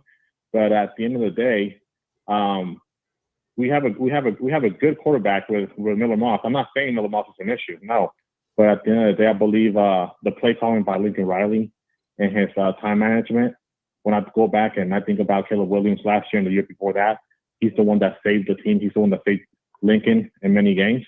Mm-hmm. So once again, I'm starting to believe that Lincoln Riley may be disguised by great quarterback play because he's a Heisman winner. And I'm not going to say that he may never win a national championship, but it's looking very difficult by the way I'm seeing here. And that's really it. That's all I had to say. Yeah, no, that's really a great point. I've heard people say that same thing. I got to be honest, that's floated past my head a couple of times when I've thought about the situation. But here's some things you have to do. Those play callers, right? Those quarterbacks are coming to play for Lincoln Riley. So Lincoln Riley is going to get those quarterbacks. Okay. Whatever your thoughts are on Miller Moss, Jaden Mayava this year, what we have, what we don't have. There have been some misses. I mean, let's face it. Miller was not Riley's quarterback. He inherited Miller. He brought Jaden Mayava in late as an ad when they didn't think they would need it to go after Will Howard. So they brought Mayava in as a secondary backup, so that we're not going the season without a viable backup. Okay, so that's where you have the quarterback play. The issue I have is I think we were all happy with Danton Lynn. And quite frankly, I'm going to say this, you guys. Tell me in the chat if I'm wrong. You don't think Danton Lynn can get it done? You think that he's a fraud? Do you think the defense is bad? Because I will say to you, it looks like the defense has played. But here's one thing you got to remember. These teams are getting more and more film on Danton Lynn as well. So you're going to see more holes in the defense, and you're going to see them scheme a little bit differently.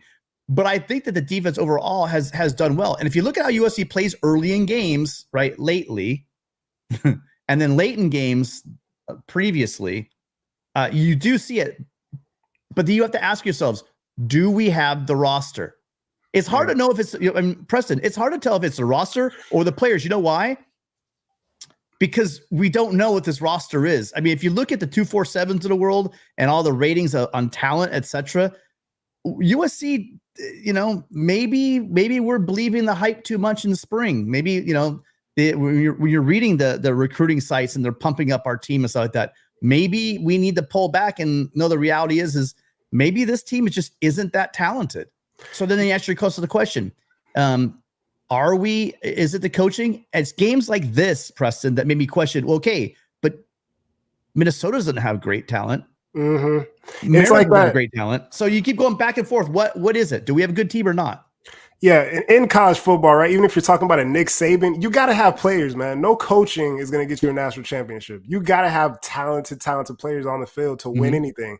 So you are correct at that aspect. And then, hey, look at USC, the recruiting classes the last, 5 years, it hasn't really been on that elite level. So you may be on, people may be on to something with that, 100%. Yeah. Yeah, hi, caller. What's your name and where are you calling from? Hello, can you hear me? Yeah, we got you. Yeah, man, this is Mike again, man. I'm in Las Vegas now, man, but I was calling y'all. I called y'all a couple of weeks ago from Seattle, man, Illinois alum. Yes, sir. You keep talking about the Maryland. We shouldn't be losing to Maryland, Minnesota. Yep. I'm going to tell you once again, my friend. Okay. I'm going to tell you once again. Please do. I've been watching Big Ten football since 1980. I'm an Illinois alum. I've seen the Tom Brady's. I've seen LeVar Arrington. I've seen NFL legends go into a Penn State, Michigan, go into a Northwestern and get beat. Purdue. It's not nothing wrong with Lincoln Riley or the coach. Dude, you in the Big Ten now. There is no more Oregon States. There's no more Washington States for you. Right.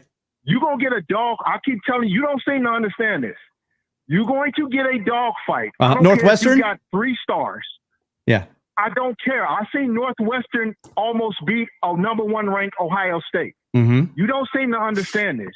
Y'all think I don't know what, because you've been watching from afar, you think that USC was just going to come in and dominate. No, you're not going to dominate the Big Ten. I don't care what you think. Listen, look at. Stop repeating yourself. Listen, I'm going to listen to you. You first off, kind of lower your voice a little bit. And then secondly, don't repeat yourself. Go ahead. But don't repeat yourself. You keep fighting against the sticker on the side of the helmet. We shouldn't be being beat by Maryland. Historically, what's the better program though? Maryland. Hold on. Ask where really it's been, right? The best, one of the best Illini teams you guys have had. What happened when you guys play us in the Rose Bowl? Go ahead. And I'm talking historically. USC has owned the Big Ten. That's the history. So when you talk about all these great Big Ten teams, we talk about the history. You have to realize that USC has owned you guys for decades. And we're down right now, but it doesn't mean historically USC has 11 national championships. How many national championships do you guys have? USC is. How many national champions do the Illini have? Okay, you're not down. The problem is you're in the Big Ten now. You're not in the Pac-12 playing Oregon State. I got and you. Washington State. Appreciate it, man. Thank you so much. This guy thinks that the Rutgers of the world and the Marylands of the world and the Minnesotas. Dude, the reason why we're so upset right now is we lost to those teams. Those teams will never be on the same echelon as USC football. Never. It's just, come on. Never. Man. We should not be losing to them. Anybody that knows, college football understands that. Yeah. So nobody's saying that any team can't lose any given Saturday, especially in this era. Like nobody's saying that, but historically, like shouldn't be losing to Maryland or Minnesota or Illinois. Just shouldn't be happening. So I have people in the crowd saying that USC is not down. Listen, USC is 4-3, 3-4 right now. Historically, USC is one of the winningest programs in the history of football. They're basically a top 10 winning program, and we're like a top 3 in national championships. We're number 1 in Heisman trophies. We're number 2 in total NFL draft picks. Don't tell me we're on the level of Illinois, Northwestern, Maryland. And the reason why we're pissed off right now as Trojans is because we're losing to those teams. Don't come here and say, well, you're in the Big Ten now. Dude, USC plays USC football. We get a USC roster. We don't have anything to worry about when it comes to the Illini. Okay. It's not like Ohio State has trouble with the Big Ten. If you have an elite program, and if you think that Ohio State is like a different level of football than USC, you're wrong. Right now, currently, they absolutely are. Their roster, I would die for that roster that they have. But historically, USC's got a winning record against everybody in that conference. And it looks to me, I'm just going to say this, I'm not calling out any player names, but if anyone here wants to tell me we have a top 15 to top 20 roster right now, I think you're crazy. And I think it's showing up in our games. Hi, caller. What's your name? Where are you calling from? Yeah, my name is Mike. I'm from Temecula, California. Hey, Mike. How you doing? What's going on? I'm doing pretty good. I'm a little disgusted. I've been watching USC for 65 years, and I'm a longtime fan, and our recruiting's being decimated right now, what I'm looking at. But I have to say, and by the way, we've always owned the Big Ten. Yeah, coming into the Big Ten, we should be playing superbly. It is a joke. Whoever said that is crazy. But we're a blue blood program, but our recruiting is being decimated by what I'm seeing. And what's bothering me is the coaching and the play calling. Yeah, we don't have lines. It all starts in the trenches. Our lines are not doing well. But the play calling, instead of this over-the-shoulder passing on the 3rd and 6, where's the cross patterns? Where's the slants? Where's the quick passes? We don't have a line. We should be passing very quickly instead of this over-the-shoulder 20-yard passes when it's 3rd and 6. And then we should be running the ball a little bit more. We need a balanced offense. But I think our recruiting is being really hurt by what I'm seeing, and I blame it on Riley. I really do. There's 2 ways to look at it, Mike. There's clearly a chance to come to USC and start almost right away. Right. So you're not worried about a stacked roster because what we're talking about, there's really not that level of depth that we need to compete in the Big Ten. There is not that quality of starter really at some positions on our squad. And I'm not here to bash the players. I love every Trojan on that team, but this is not the rosters I've grown up watching where we put our players out there and it's just you just look at a difference. You see difference makers at every position, and I'm not seeing that anymore. But the deep balls were there, Mike. That's why I'm really kind of on Miller Moss today. There was a play where Juice Robinson had 2 steps. I mean, if he puts that ball out there, it's a touchdown. Miller's not making throws he was making, and we're trying to figure out why. Why is he no longer making those throws? And the only thing I can come back to is he's just got happy feet. He thinks he'd get hit at any second. I don't blame the guy. He's been getting the crap kicked out of him for 7 games. Your thoughts, Preston? But I think we have to march. I think we have to march down the field, though, and we're not marching down the field. We need to go 5 yards, 4 yards. We need to go down the field, absorb the clock, and we're not doing that. And more so, not get behind the sticks, right? I think like what you're saying. There was a big play in this game. Sorry, Preston, I'll get to you in a second. But there's a big play where it was 2nd and 5, but Mason Murphy jumps, and so now it's 1st and 15. and they had to punt. They're probably going to get 5 yards on 2 plays, but it's just a little mistakes. That's what I'm saying. That's where you got to circle USC and say, okay, they are not passing the eyeball test. How quickly you can change the vision of that, because it's not the losses to Penn State, it's not the losses to Michigan, it's the losses to the teams they're losing to and how they're losing. And that shows you how far away USC is currently right now. So they are not passing the eyeball test, Preston. Yeah, I saw some diversity in the pass game as well. I saw some slants and stuff, but I mean, it's like when Jacoby, I don't know if you remember that passage Jacoby dropped at the end of the game as well. Like, it's just always something, man. Like, there's great drawn up plays, guys get out there on a slant, but they drop a pass, or we have a holding call, or there's a false start, or there's always something. Also, Maurice in the chat said you might have missed a super chat. I don't know if that's my bad. Yeah. Just want to shout out to Dre. We haven't heard from you. You haven't called in a while. Give us a call, man. Super chat. Yeah, sorry. So there's one from John. Sorry. Actually, 2 from John. My bad, John. So 50 pass attempts and 20 rushes. Get a rope. Oh, that's extreme. Okay. And then you have number 4 had 17 for 84 yards, 4.8 a clip. So he's looking at probably a sack adjust. So we're probably looking. So I was, guys. So when I told you that, I was talking about the probably not even sack adjusted, because there was, how many sacks were in this game? There was just 1 sack, right? I think so. I think it was just 1. Well, so Woody was running for 4.8 yards a carry. That is solid running. But also, you would say, John, did you see the plays where we were starting at 2nd and 14, 2nd and 13, because Woody was getting cut down in the backfield? He had some nice runs, but they were also hitting him in the backfield. This was not the dominance that we saw in the run game against other teams where they were having success against us. I would love to know our success rate. I don't have the stat in front of me. I would love to know what our rushing success rate was in this game. It didn't seem to me like we were running the ball like we had in the past, but we weren't. Yeah, it wasn't. Don't mistake that. We want them to run the ball more, but it's just, you can't run just to run the ball. So I'm trying to tell you guys. So it is what it is. Danny Kennedy, thank you so much. He's now been a member for 10 months. In past years, we've beaten many. In the past years, we've beaten many times teams in the. Yeah. So yeah. Look, I understand the guy's passion. How if I was an Illinois Illini fan, I probably would be excited too to rep. It's always those teams at the bottom that want to rep their conference. You know what I mean? It's like the guys, the Vanderbilt fans, or the Kentucky fans that want to get really excited about their conference because they don't ever do shit. So, hi, caller. What's your name? Where are you calling from? Trojan Bub from PA, San Francisco transplant. Trojan Bub. What's up, man? So, what are your thoughts? Well, I think pump the brakes, Trojan. This is a tough loss, right? Long time Trojan fan. This seems like 2001 to me.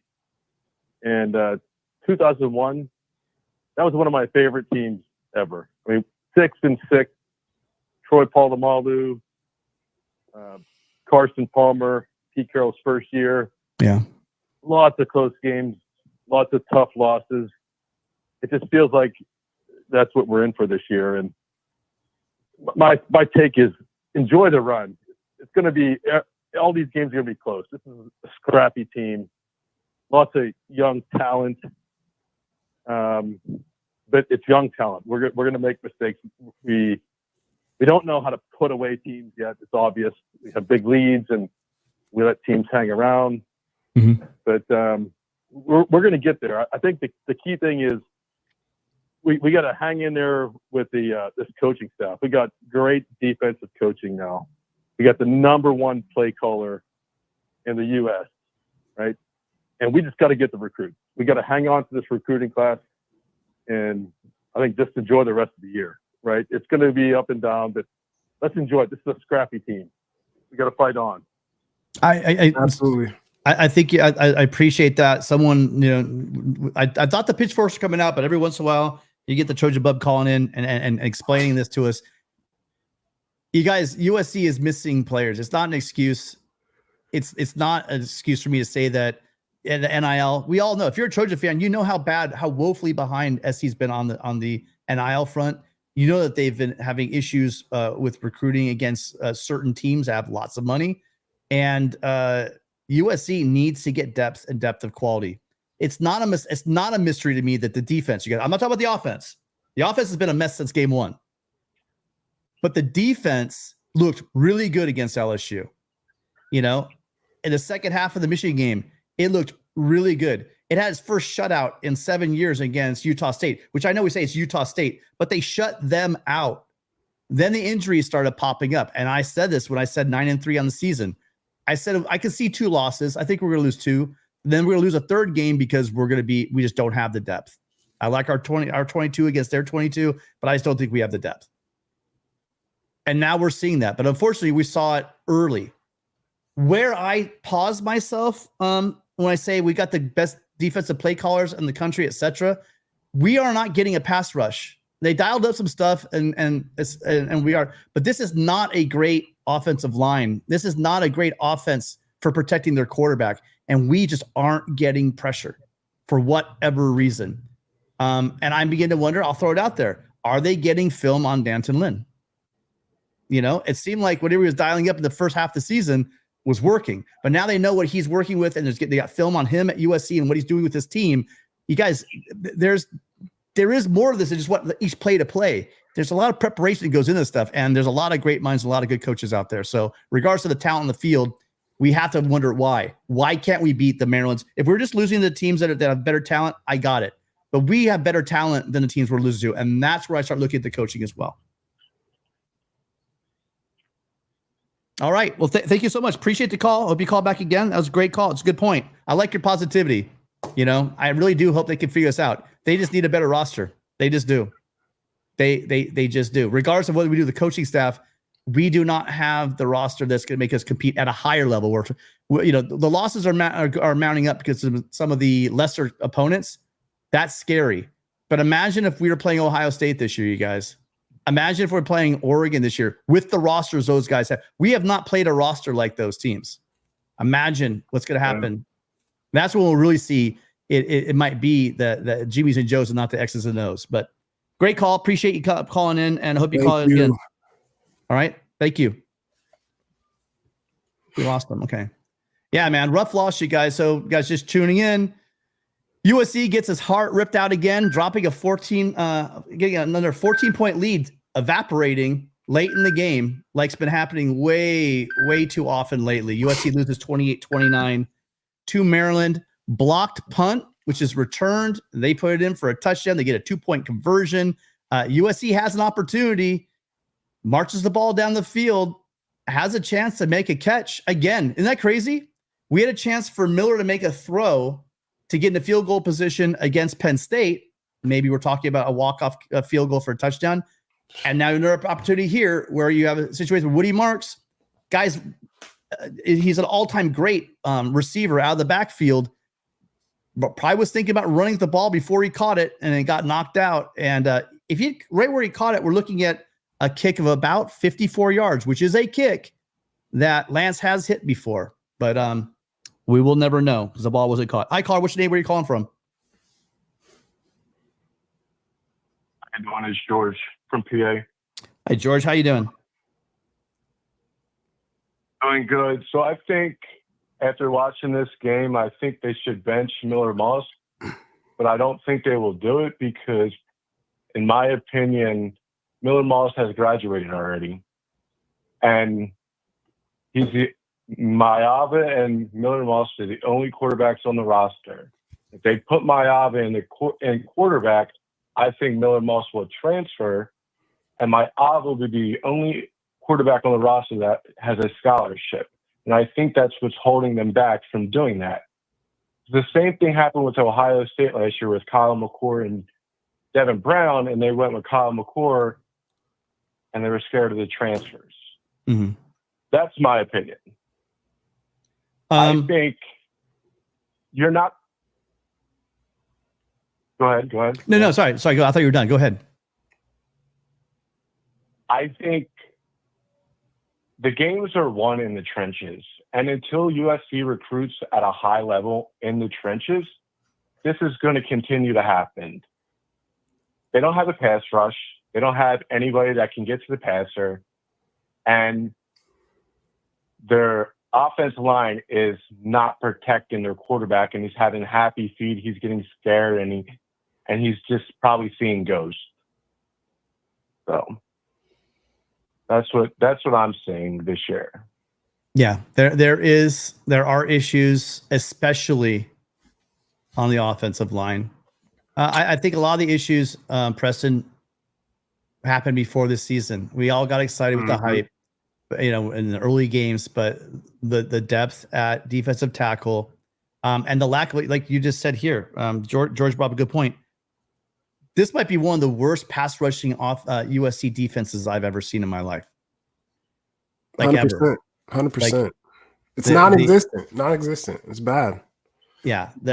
And when they have an opportunity to play, they don't, the fundamentals just go out the window. They try to make a big play instead of just doing their job, breaking down and making a tackle, or at least making the quarterback have to change his throw.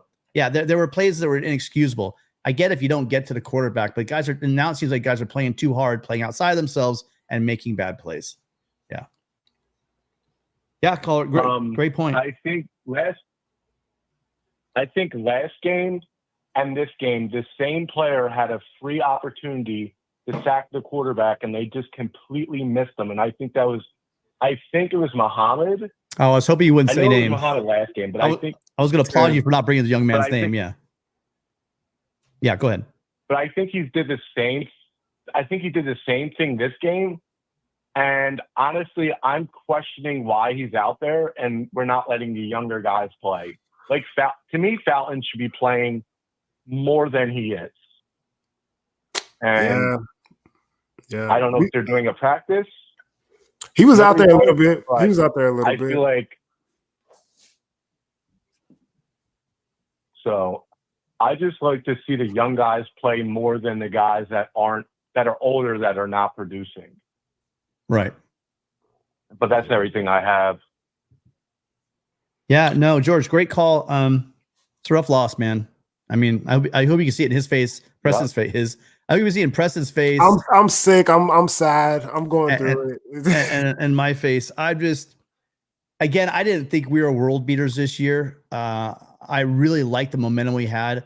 I thought we were having some rough losses or just bouncing, the ball not bouncing the right way. You want to see that, but there was, even in those games, there were so many clues that there were missing pieces. We've been talking about the offensive line for a long time. We've been talking about the lack of pass rush for a long time. We've been talking about late game tackling issues for the last 3 games. Actually, going all the way back to the Michigan game, late game tackling. And that points to just, again, a lack of depth at roster. But there's just too many little things and going, well, we're one play away. We wouldn't be one play away. We shouldn't be one play away. If we were better in all the aspects I just talked about, we wouldn't be one play away. Maryland and Minnesota should not be in a position, regardless of Mr. Illini says about the Big Ten. Those schools should not be in a position against this team in order to be in a dogfight like they were. So great call. Thank you. Appreciate you being here, George. Hope you call again. Thank you. Thank you. Great call. Thank you. Bye-bye. Bye. Fight on. All right. So we're going to run through these calls. I think we're going to get out of here.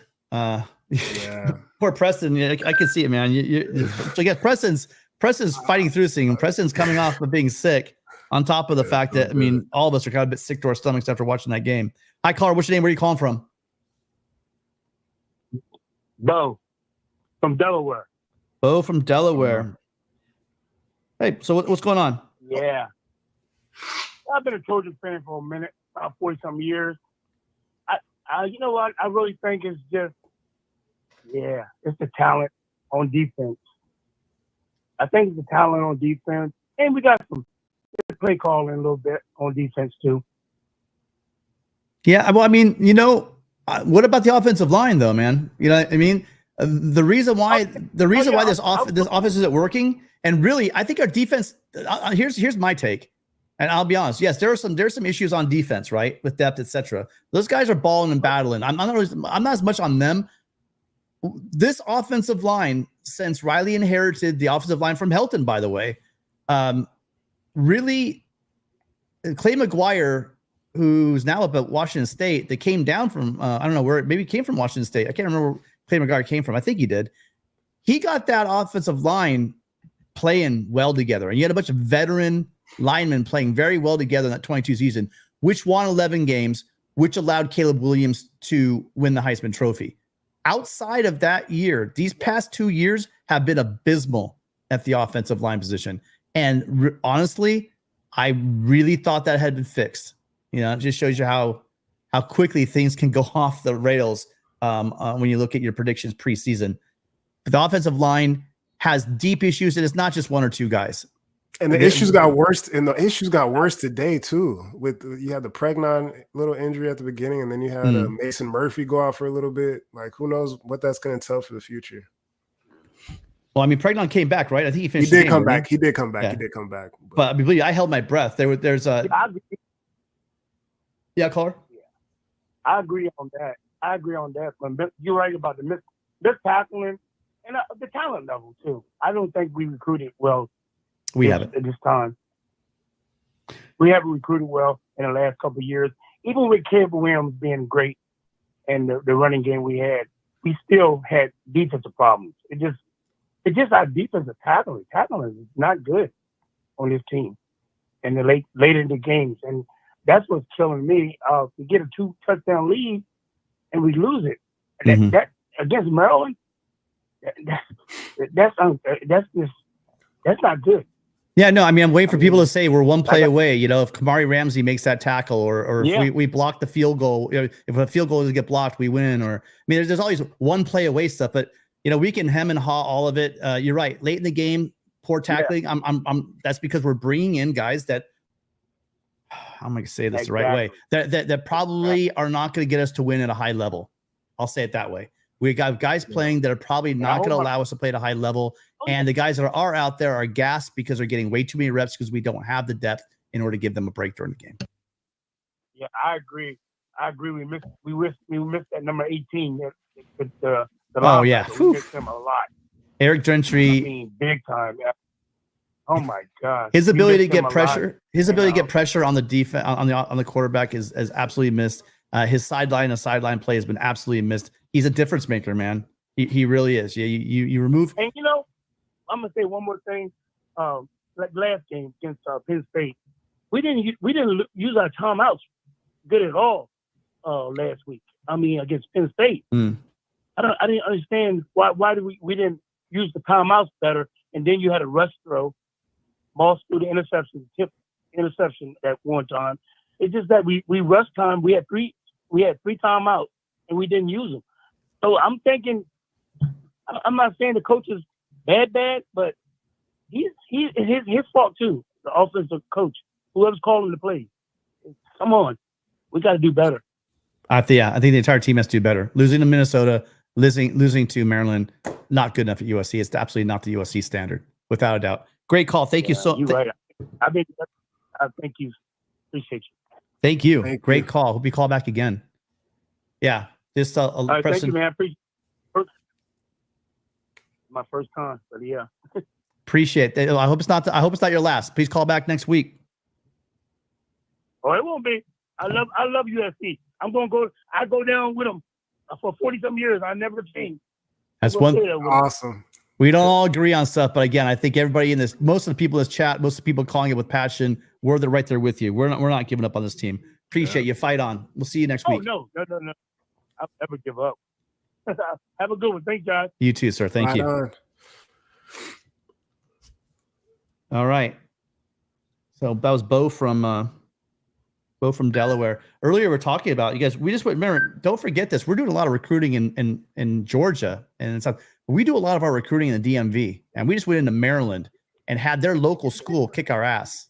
Oh, sorry, they didn't kick our ass. We allowed them to win the game. Hi, Carl. What's your name? Where are you calling from? I don't know what's going on. Hello. Yeah, hey, this is John from San Diego. Hey, John. Thanks for calling in. How you doing? Doing all right. Tim and Preston, you guys have been making great points throughout, so great show. But I got a few questions for you. First, a lot of people are calling for Lincoln Riley's firing, but he has a 10-year, $110 million contract. So aren't we financially handcuffed to him? And then number two, Lincoln Riley's no offensive idiot, so he knows that an O-line is key to all of his offensive playbook. Why don't we have a better O-line? They're desperately trying to get, so as we move closer and closer to an NFL model, look, the programs like Ohio State, actually Ohio State was kind of late to the game, but they're there now without a doubt. This game is different, and USC is always slow to react to this stuff. And we got our asses kicked in NIL, and I don't know how close we hear we're not, whatever. It's clearly that USC wants to get somebody as in like the kind of like a general manager, right? Somebody's going to manage the roster, because now it's with all the NIL, it's not like it used to be with recruiting staff. You had a recruiting coordinator, you had guys that gave you your letters of intent, etc. Now it's like free agency, 24 hours a day. You need someone that's your general manager that's going to be on top of your roster and build your roster. You look at the programs, you look at Oregon. One thing they do really, really well is they have professionals who have been in Nike that are handling their NIL and handling their rosters, and they're doing it at such a high level. You have the deep pockets of other schools, like, and they've got Phil Knight's checkbook. That's what I say. And you have deep pockets, but then you also have you have Columbus, Ohio, which is Ohio State, which is the entire city, and it's not like Tuscaloosa or some smaller school, right? It's not like Lubbock, Texas. It's a pretty good sized city, right. And that entire city is behind, Ohio State. I mean, pretty much the whole state mostly is behind Ohio State, and they have a lot of money to do it. USC has a lot of money, but I don't think they're spending it correctly. I think like USC always does. They got a lot of stuff, and they just kind of hang back and say, "Well, we're USC, we'll figure it out." And they have not been progressive or keeping up enough with what these other programs are doing, and they're getting their hat handed to them. Preston, I know what your thoughts on this are, but they need to get it. Sorry, it's just short story. Sorry, I should have said at the beginning. They need a general manager. They need to spend the money in a correct way. They got to look at what these other programs are doing and drop your ego and say, let's model our stuff after Oregon and Ohio State. Will you be able to replicate it? No, but model what you're doing after what they're doing and do what you can that they're doing. Preston, what are your thoughts? Yeah, trench acquisition is definitely something that has to be changed up. A lot of head coaches, what they'll do is, like, let's say you have an O-line coach, you'll trust in your O-line coach to do the recruiting and bring in the guys that he thinks can work for him, right? To be successful as a team. So maybe Riley needs to handle that personally, or he's just trusting in Henson to get it done. Regardless, there's something going on where things aren't clicking. So there may have to be a change in some aspect to, get the development right as well as the recruiting right. And then NIL is a whole nother ball game. Definitely got to get better on that front. But yeah, we're definitely behind. So hopefully we can get right.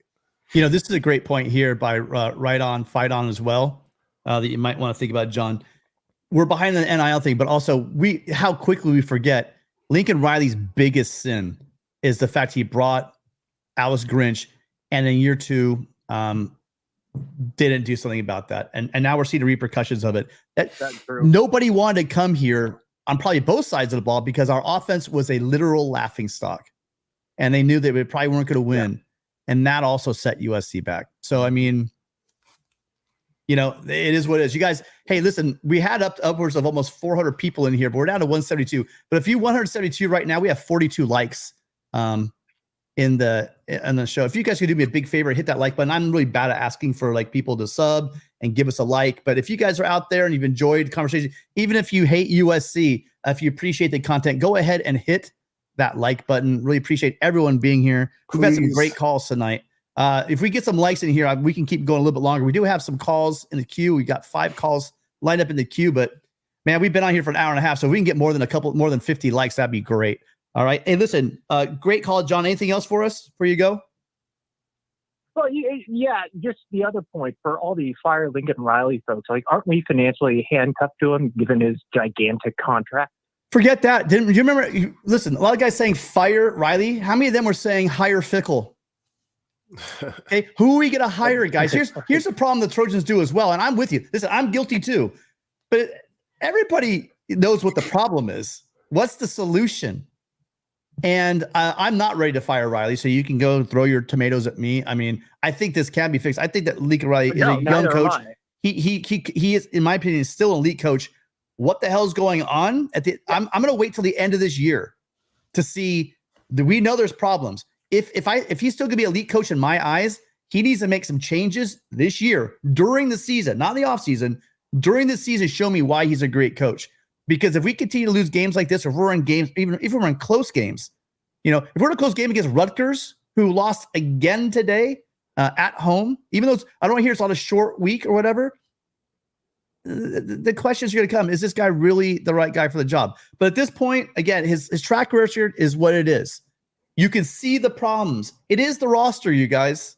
I don't want to piss off any players or fans or whatever, but all of you got to take a look in the mirror. Does that look like a USC football team that's a top 20, top 25 talent in the country?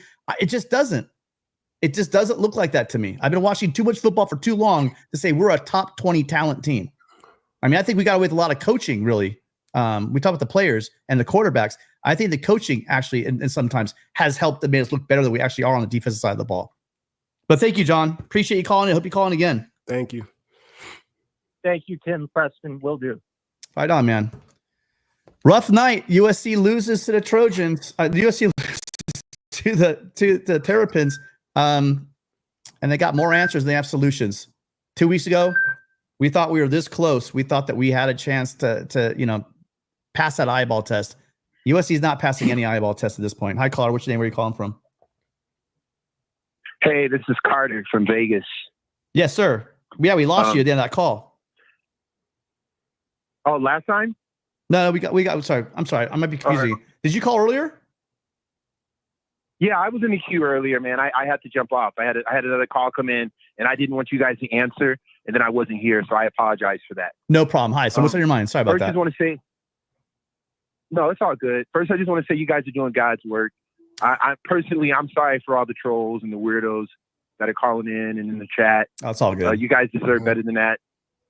I was going to ask you if you thought it was coaching or conditioning, but I mean, I've been thinking, I think it's just a depth issue because you really can't condition when you don't have a legitimate backup to come in. You don't have a legitimate position battle across the board.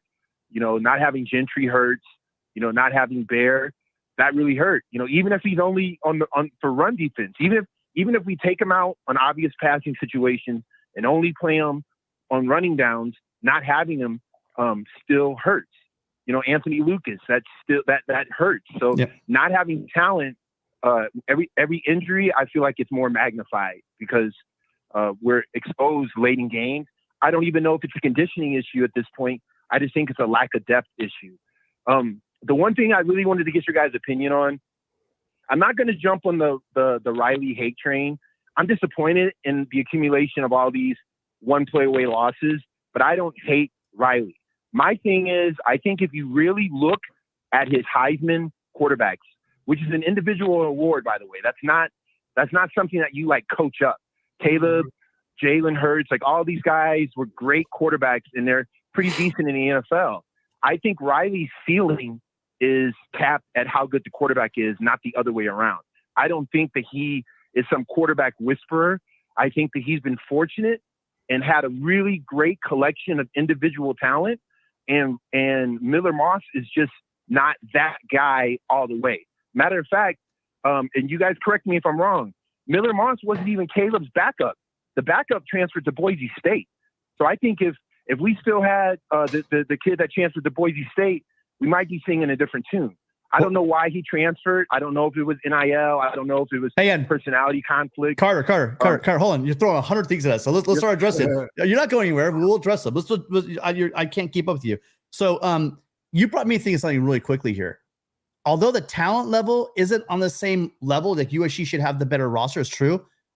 There's also the question of veteran depth, and you can't really deny that. You could have role players on a team that are fifth year seniors that have a family and a beard thicker than mine and have been playing at the school for 7 years, you can't discount that kind of depth too. And I think I'm really doing a disservice to some of the schools that we're playing because I think they do have that veteran depth at really important positions. So maybe they don't have the quality of player, but when you have 19-year-olds going up against 25-year-olds, you're going to see, especially in the trenches. That's one thing. Heisman, you said, is not an individual award. Tell that to Caleb Williams last year, who wasn't even close to talking Heisman. Why? Because he didn't have the offensive line. No, you do win the Heisman, but also it's a team award because if your team doesn't do well, you can't win the Heisman. And if you're a quarterback and you have an offensive line that can't block for you, you're not going to win the Heisman. So I kind of agree with you. And the last point about Riley, are we just going to say that he's got lucky? So he just won the lottery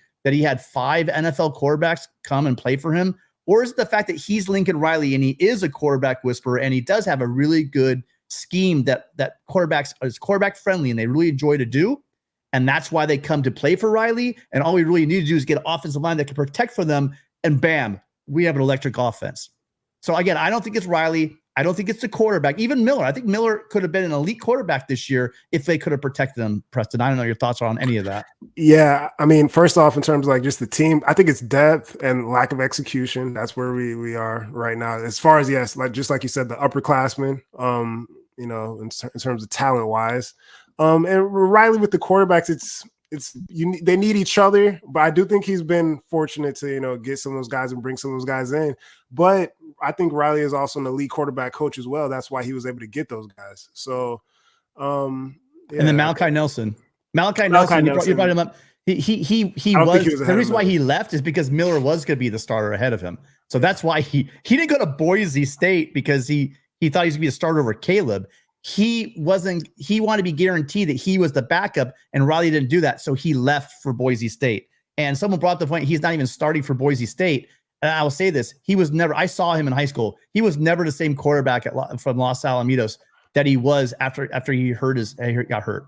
He just wasn't. And then he hasn't been the same quarterback since then. So I hope that helps, Carter. I mean, nothing tonight's going to help. I think you make up some great points, but I think it might be too premature to say that Riley's this, Riley's that.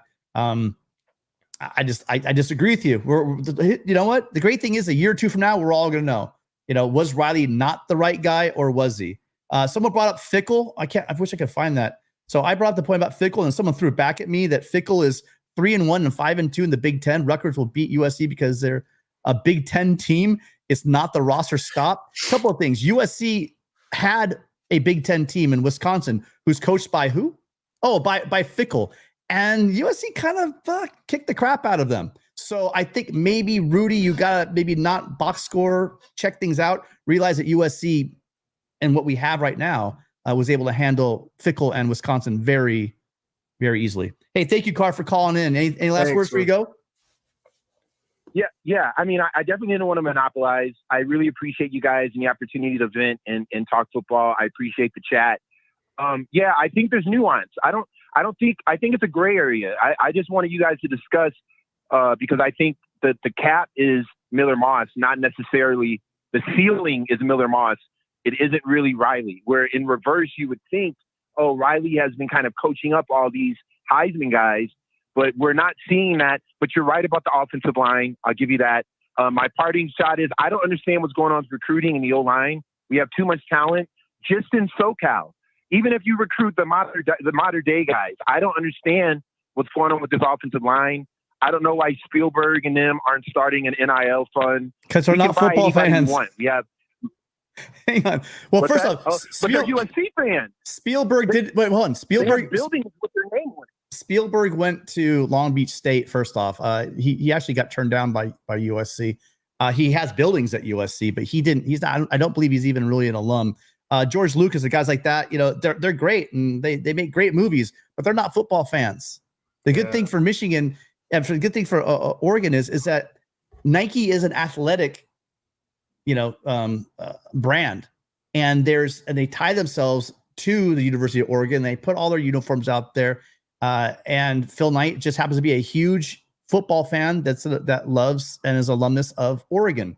And there you go, a match made in heaven. And that's why they're getting all that money. Just because you're a millionaire doesn't mean you're a USC fan. If you're not a football fan, why are you going to throw millions of dollars at something you're not interested in? But again, Carter, I get you. We have lots of millionaires that love football.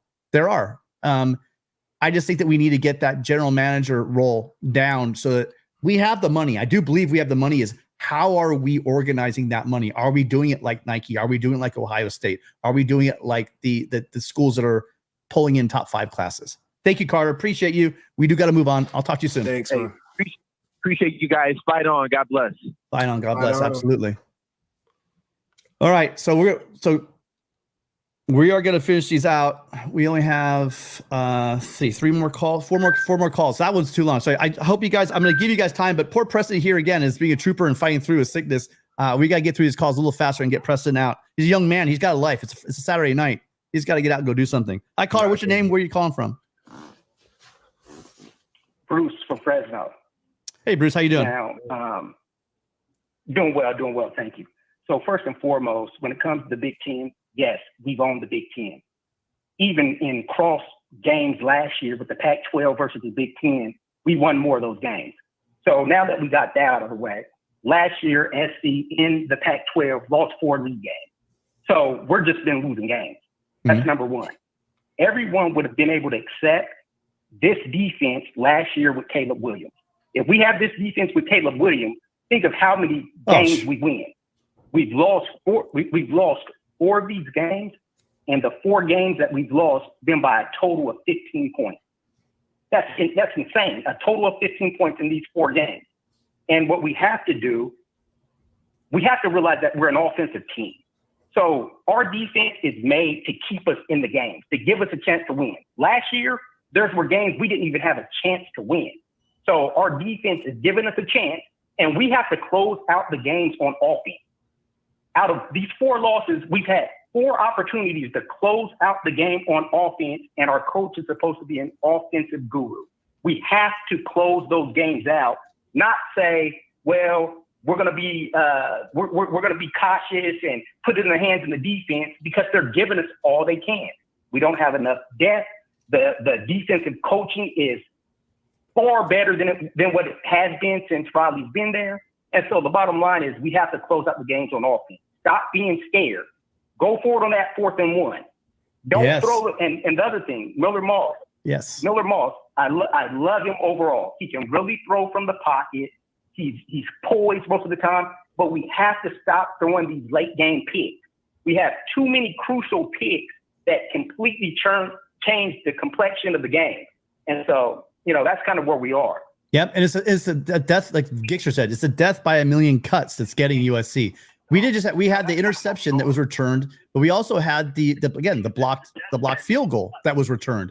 I mean, it's the USC special teams and the USC offense is doing the defense no favors whatsoever. And this is a defense that's getting gassed late in games. And I said earlier, I don't know if you caught it, but I did not want us to turtle up. I needed Riley and Miller to move the ball and get first downs. USC at too many times has died on the offensive side of the ball. How many times has USC had a chance on offense? If we gave Caleb Williams a chance to win a game, I mean, how many times would we have that situation? And the big thing is you brought up a good example. What if we had this defense last year? What if last year and this year had the offensive line we had in 2022? How many more games do we win? And that's an offensive line that has really one NFL lineman on it.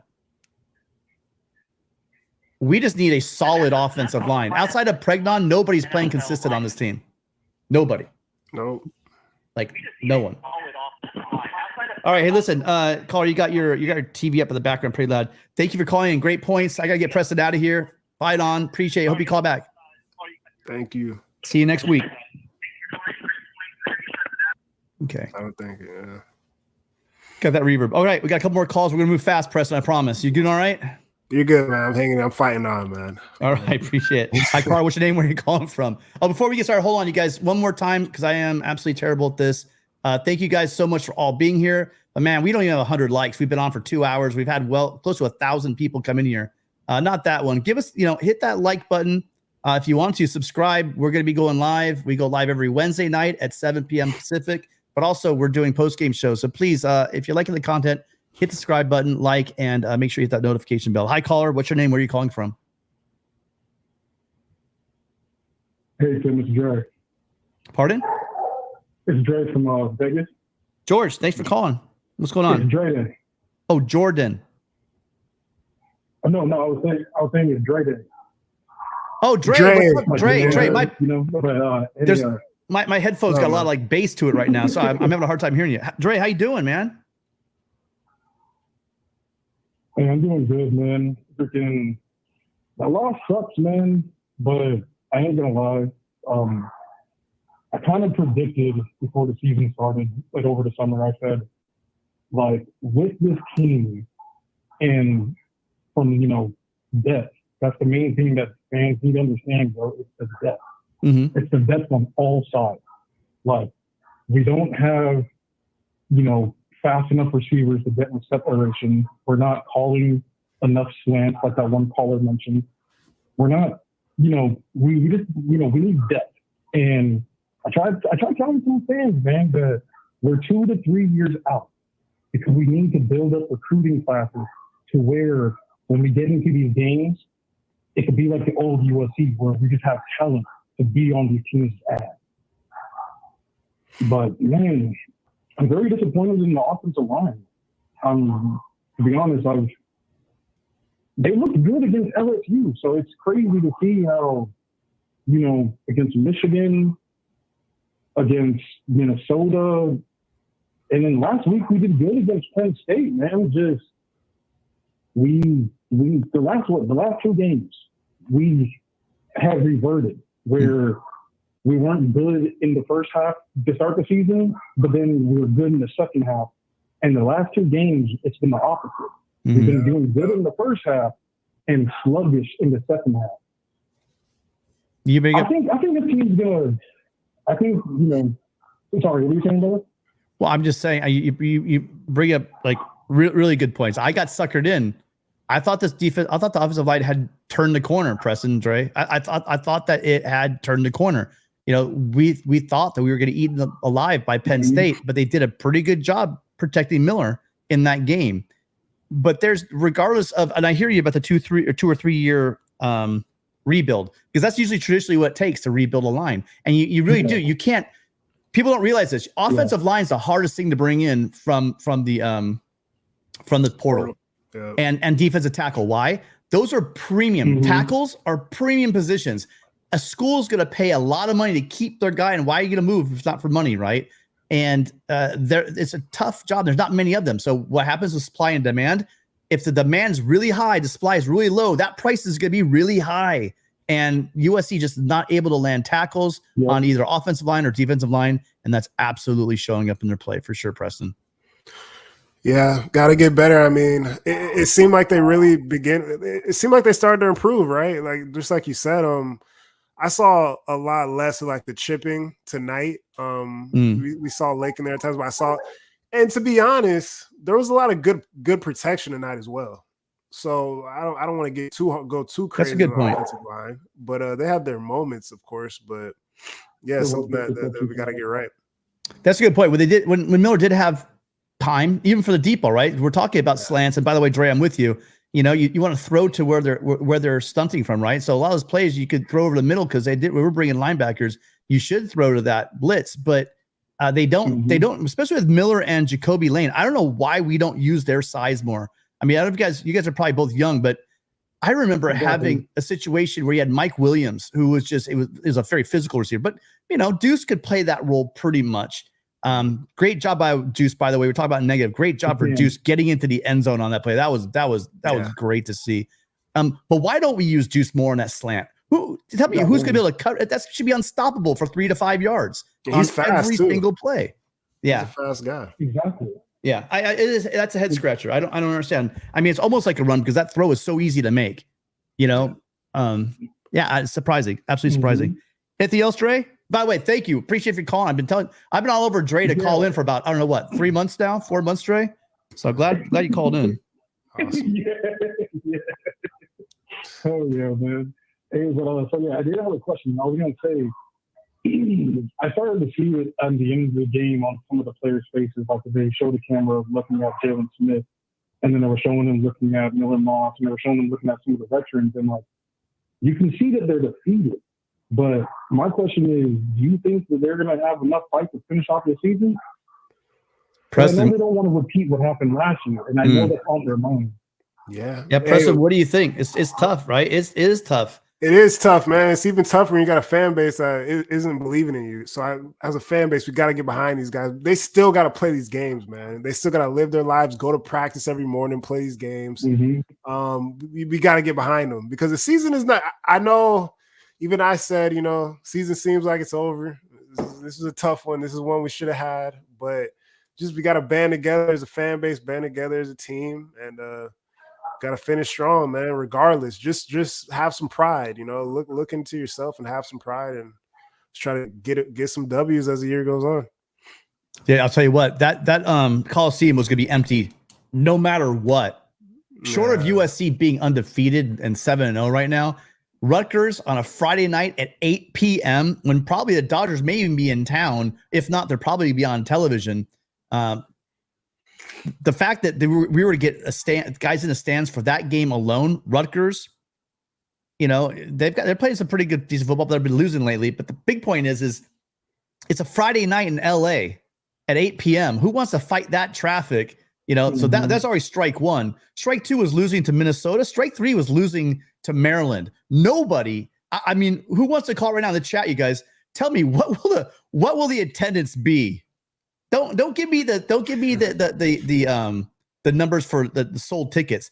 How many people? How many butts are going to be in the stands for that game next Friday at 8:00 at night against Rutgers? I'm going to be shocked if there's 40,000 people there. If there's like 45,000 people, that's what I'm guessing. More than that, I'm going to be shocked. That's what I was guessing too. I was thinking about 40,000. I was like, I can see 40,000. Yeah, I mean, man, that sucks, though, man. Dominant. Things are behind our team a lot more, to be honest.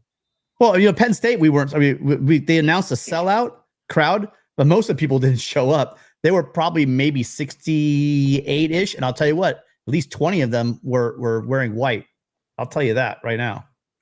Yeah, it's gonna be sparse. Yeah. So if you guys are a Trojan fan and if you're behind this team, if you're the fan on the message boards, just begging and pleading or on Twitter for recruits to come to LA, if you when these guys were being recruited to USC, if you were telling them come to SC, fight on, giving all your emojis stuff like that, and you're living in LA and you're not getting out to support this team regardless of record, because I'll tell you what, in Nebraska, at Notre Dame, at Michigan, they don't care what the record is. They show up and they support their teams. And I would really love to see Trojans do the same thing. Yeah. All right, Dre, listen, we got to move on. I'm excited. I hope you call back. Listen, Wednesday, got the call-in show Wednesday, Dre. You can call in on Wednesday as well. Okay, hey, I'll call in Wednesday, and then I'll call in, of course, next Saturday, of course, after the game, or this Friday after the game. But awesome. Hey, man, it was definitely nice chatting with you guys, man. It's always nice chatting with you. Yeah, we always talk, Dre, but it's nice to hear you calling the show. Finally, got you. All right, talk to you later. Hey, fight on, brothers. Fight on. Fight on. Yeah, I'm always yapping, and Dre's here to call in because we talk. It was an Instagram. I can't remember. We talk all the time offline. I'm like, dude, why don't you just call in? We could talk on the show. Exactly. Hi, caller. What's your name? Where are you calling from? Hi, Tim. It's Caleb. How you doing, sir? Caleb, thanks for calling in. What's on your mind? Two things actually about USC. I feel like they need to hire a general manager, and they need to start, asking their fans to, get support for their team, because USC is a good team, but they also just need to start, recruiting better. Getting a general manager for Lincoln Riley, because I feel like that strut is really starting to show on, Southern Cal's end. And your friend, buddy Caden, the man here, is next to me. His mouth is shut currently because he was going to call in, but I told him I'd rather call in than him. But, when you're an Ohio State fan that is just upset and mad, yeah, it doesn't help. Well, the good news is you guys are still in the thick of things. You guys lost one game, a heart-wrenching game on the road to Oregon. You guys will be in the thick of this thing. You guys, the one thing about Ohio State is you guys, in my opinion, have the highest floor of any program in college football. You guys are always going to be in the thick of things, no matter what. I'm.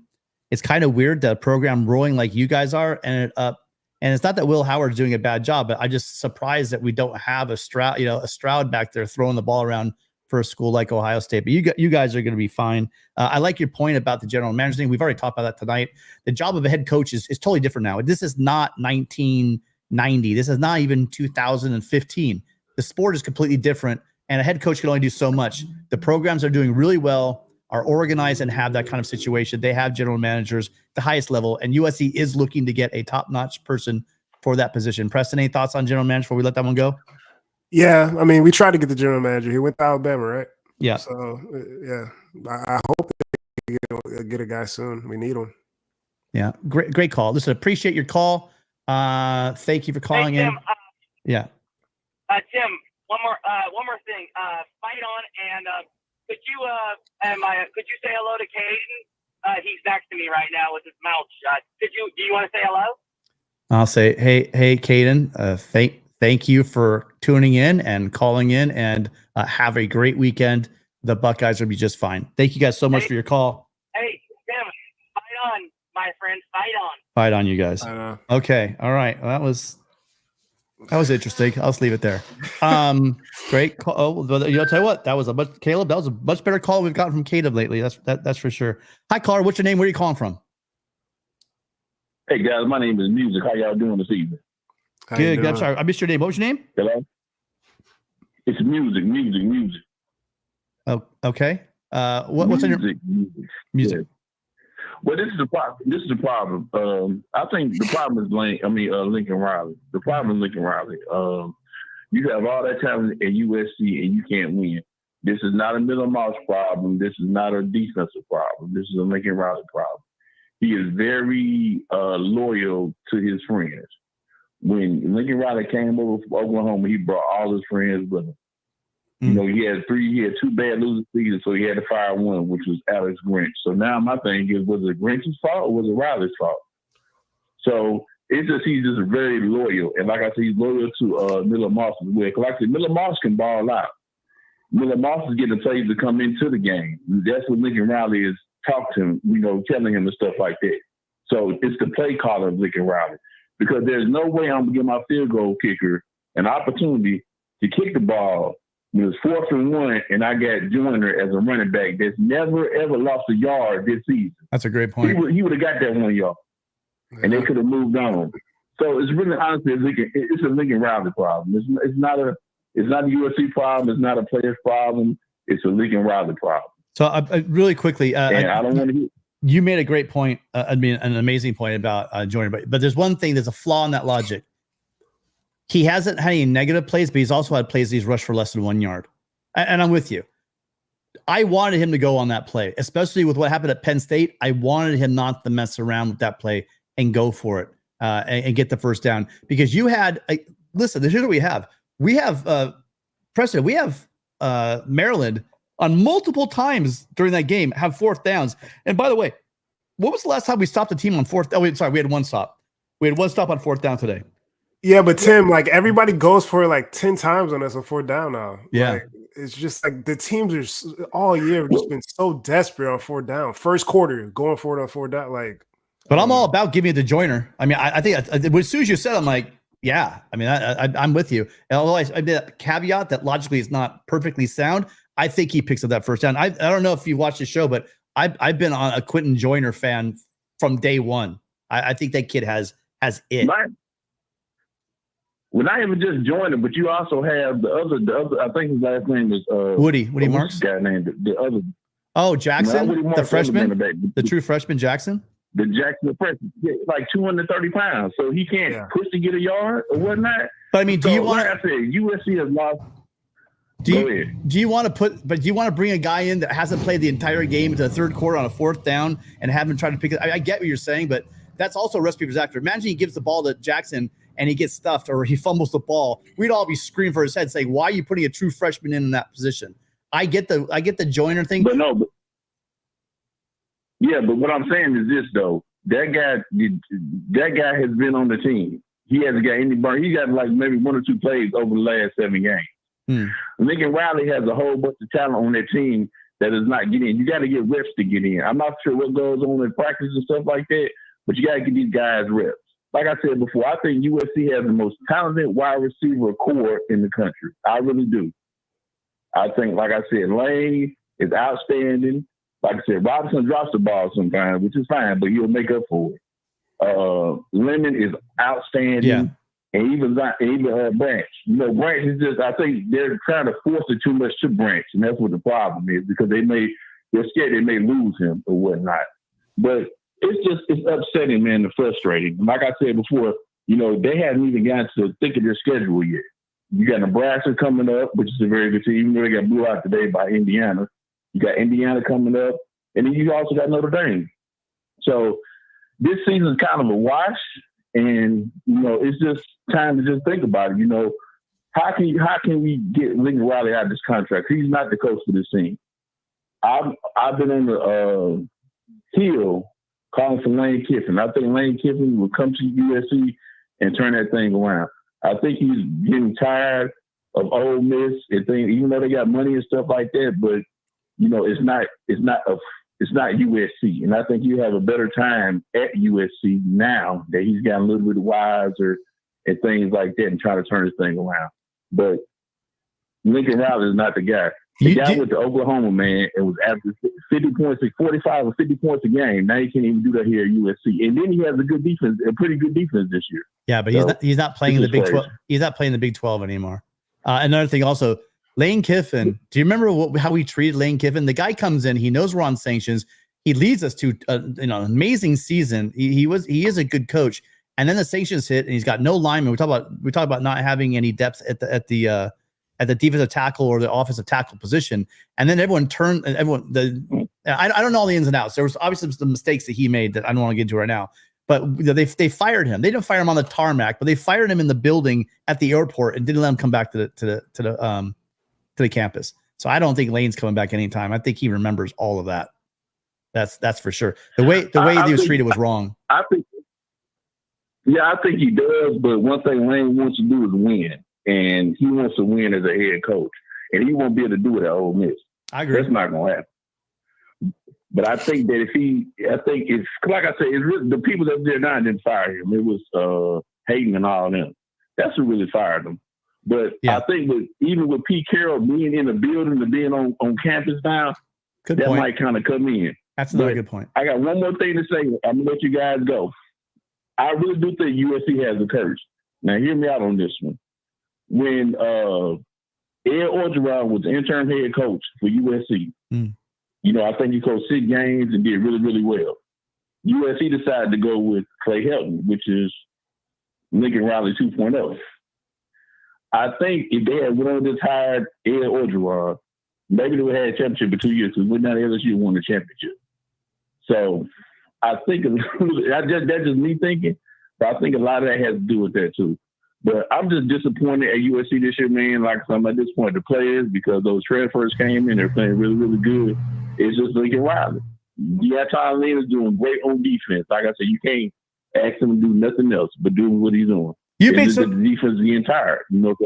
You've made so many great points because like amazingly great points that I want to ask you this question because I want to know you. I legitimately want to know. Do you think that it's 100% Lincoln Riley, or do you think that this season could have been successful with an offensive line that could pass protect? Well, it's that too. But again, you know, you have a large offensive line. Like I said before, those guys aren't just little guys. You know, the son that's playing guard right now. You know, I think he's like one of the better prospects in the country right now, or better prospects going to the NFL. So, again, if it's a bad line, as the offense coordinator, as the head coach, that's supposed to be offensive guru, you should be able to kind of maneuver that. Agreed. You know what I mean? Agreed. If Miller Moss has to get the ball out quicker, he has to get the ball out quicker. Agreed. You know, you have to be able to architect around your quarterback. like I said, Caleb Williams hit a lot of stuff, because he could do a lot of stuff. Miller Moss is not that guy. And then everybody's talking about my Alva. I think he's mobile, but I don't know what he can do. Just because he's threw for over 3,000 yards at UNLV doesn't mean he can do that at USC. Yeah, it's not the Mountain West. This, by the way, has been, I'm going to say this, I've had a lot of great calls. I've been doing this for years on this channel. You, sir, are the best call that I think I've ever, do you want to take you could have my job. I got a microphone right here. You can just come in here and run this show because you threw down some of the best wisdom I've ever heard on this show. Appreciate you calling in. I have nothing. I usually have a counterpoint I want to throw at people, but literally everything you've just told me is I'm 100% on board with. So thank you so much for calling. That's a great call. Like I said, this is my first time call. I know I'm just commenting and stuff like that, but I'm just, like I said, I'm a big USC fan. Like I said, I'm a USC fan when they came down, because I live in the South. USC came down to Auburn and played Auburn. They scored like 20-9. Mm-hmm. And that was the first time I seen a team from the West Coast just dominate Auburn. And that year, Auburn had like Caleb Williams, Ronnie Brown, Jacobs, Campbell.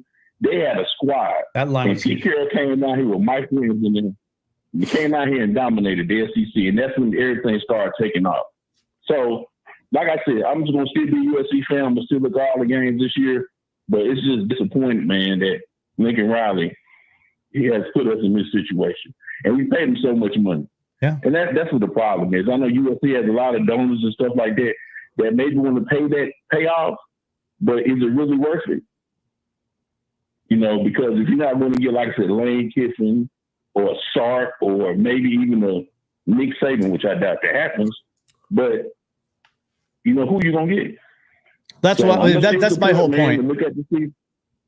That's what the only place where you and I deviate from is I'm not ready to pull the plug on Lincoln Riley for a couple reasons. One, I want to see what he could do. I saw what he could do with offensive line. I saw that offense put up a crap ton of points and was unstoppable. But then we had a defense that was completely unable to stop anybody.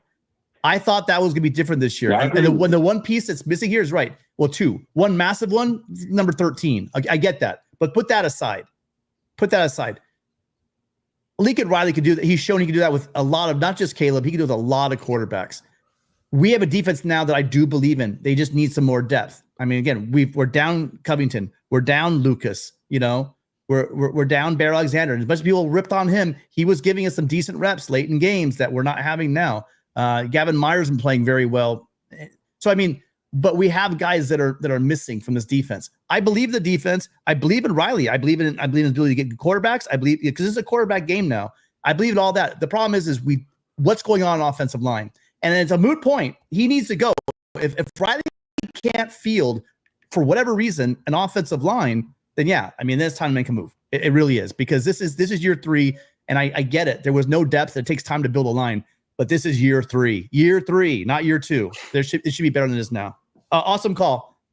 Yeah, but I appreciate it. But anytime I'm gonna watch this. Anytime that you bring your people in, anytime that you bring your friends in and stuff like that, it's gonna be difficult to get rid of them. Like I said, I'm quite sure he made a harder choice and get rid of Alex Grinch last year versus trying to do it this year. So the offensive line has to get better, true enough. But again, he has to architect an offense around Miller Moss. It's up to a head coach that's a former offensive guru to architect an offense around that guy.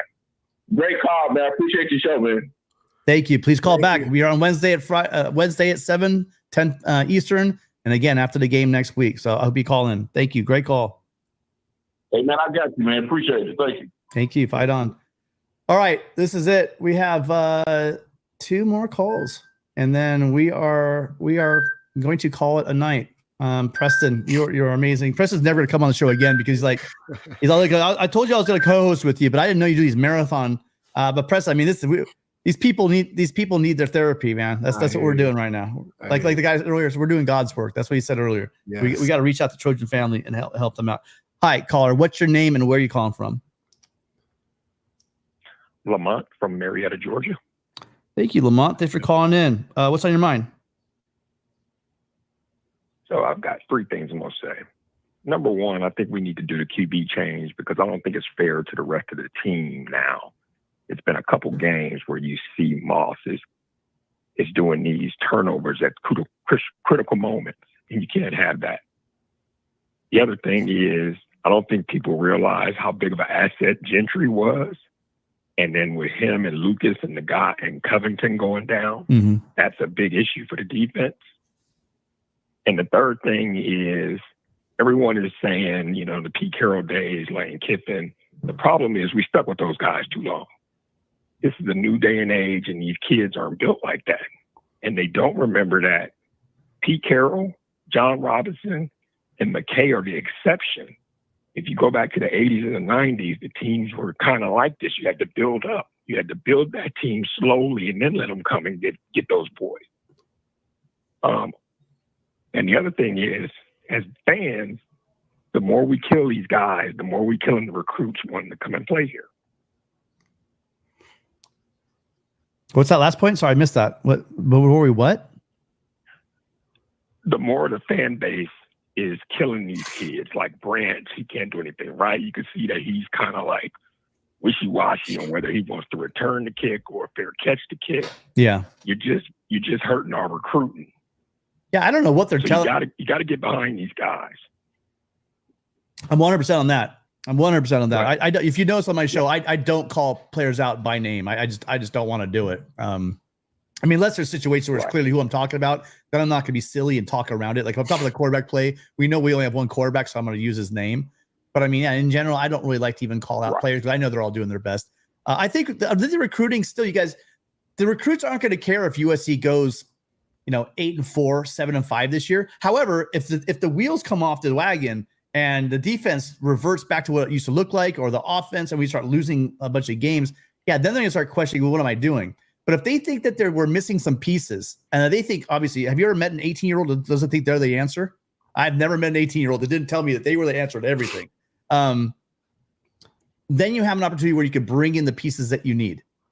And so I get you. What has to be done is they can't let this thing go off the rails. Like a couple callers have said tonight, can they keep these kids, the Gaucho's brought up as well. Can you keep these kids interested for the rest of the season? Preston brought it up. How are you to keep that fire? How are you to keep that energy when they keep losing these close games? And as far as making the quarterback change, I don't know. I mean, I think a lot of these guys, you might lose the locker room if you pull Miller Moss, who's been here for 3 years, and bring in the guy who's the transfer to be their quarterback. Yeah, you don't know. I don't know the answer to that. You're right. What I keep going back to, and again, there's a lot of mistakes that he's making. Right, he being Riley. These packages. I think he's okay. I got you. So you want Miller to come? You just want packages for Jay to come in. Is that what you're saying? And I don't think Riley's ever done that though. Right. I don't think Riley's ever.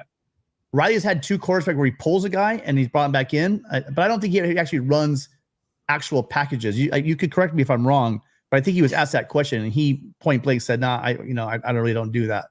So, Preston, sorry, I know you're not feeling well, and I know we're at the end here, but did you want to weigh in on that? Yeah, I mean, in regards to the criticism of the players, I mean, you gotta. These guys, just like you say a lot, Tim. Like these guys feel a lot worse than we feel, probably. You know what I'm saying? Like they don't want to lose these games. You think you want to work, 5 days and go out here and lose a game? Like you don't want to do that. Get on a plane, then get on a plane back. Like we got to stick behind these guys. The packages for Maava. Maybe it'll work, maybe it's something that could reinvigorate the offense and, bring something new, some new energy. But I don't know that for a fact. I mean, I'm not going to sit here and say that I know offense better than Lincoln Riley, but we'll just have to wait and see what they do. It could be a positive thing, but yeah, I mean, things can always go negative as well. So just really depends.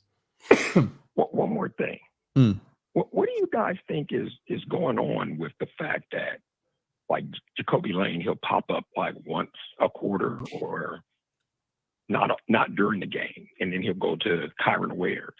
It's like he's selecting his receivers where he wants to go instead of reading the play. Now, I know he doesn't have time because of the offensive line, but you've got to use that height that Lane and Robinson have. Yeah. And the thing is, it goes in face this is it's not like Jacoby's dropping balls. I mean, that catch that he caught left-handed. Unbelievable. One-handed reaching back for. I mean, he can make those plays all day long. I don't know why they don't use Deuce and Jacoby like that more often. I don't know why we're not getting the ball to Makai Lemon in the flat or on quick slants or whatever, and letting him use his athletic ability to move the ball and get that first down or get that touchdown. There's a lot of it doesn't make sense to me. I do know he's going to Hudson because of one big reason. It's not like Lemon's dropping the ball, and it's not like Lane's dropping the ball. But there were a lot of drop ball. We're getting all over Miller today, but there were some drop balls that were very crucial in this game that could have been caught, that should have been caught, that weren't caught. But I think that the guys, Kyron Hudson has been that guy that if you give him the ball, he'll fight for that ball. And he, more often than not, he comes down with it and takes a hit. But even he dropped the ball tonight. So, I mean, I don't know what the answer really is. I mean, guys are going to have bad nights. It just seems like it all comes together in the perfect storm, Preston, to where, like, they find a way to lose a close game by just doing just enough wrong.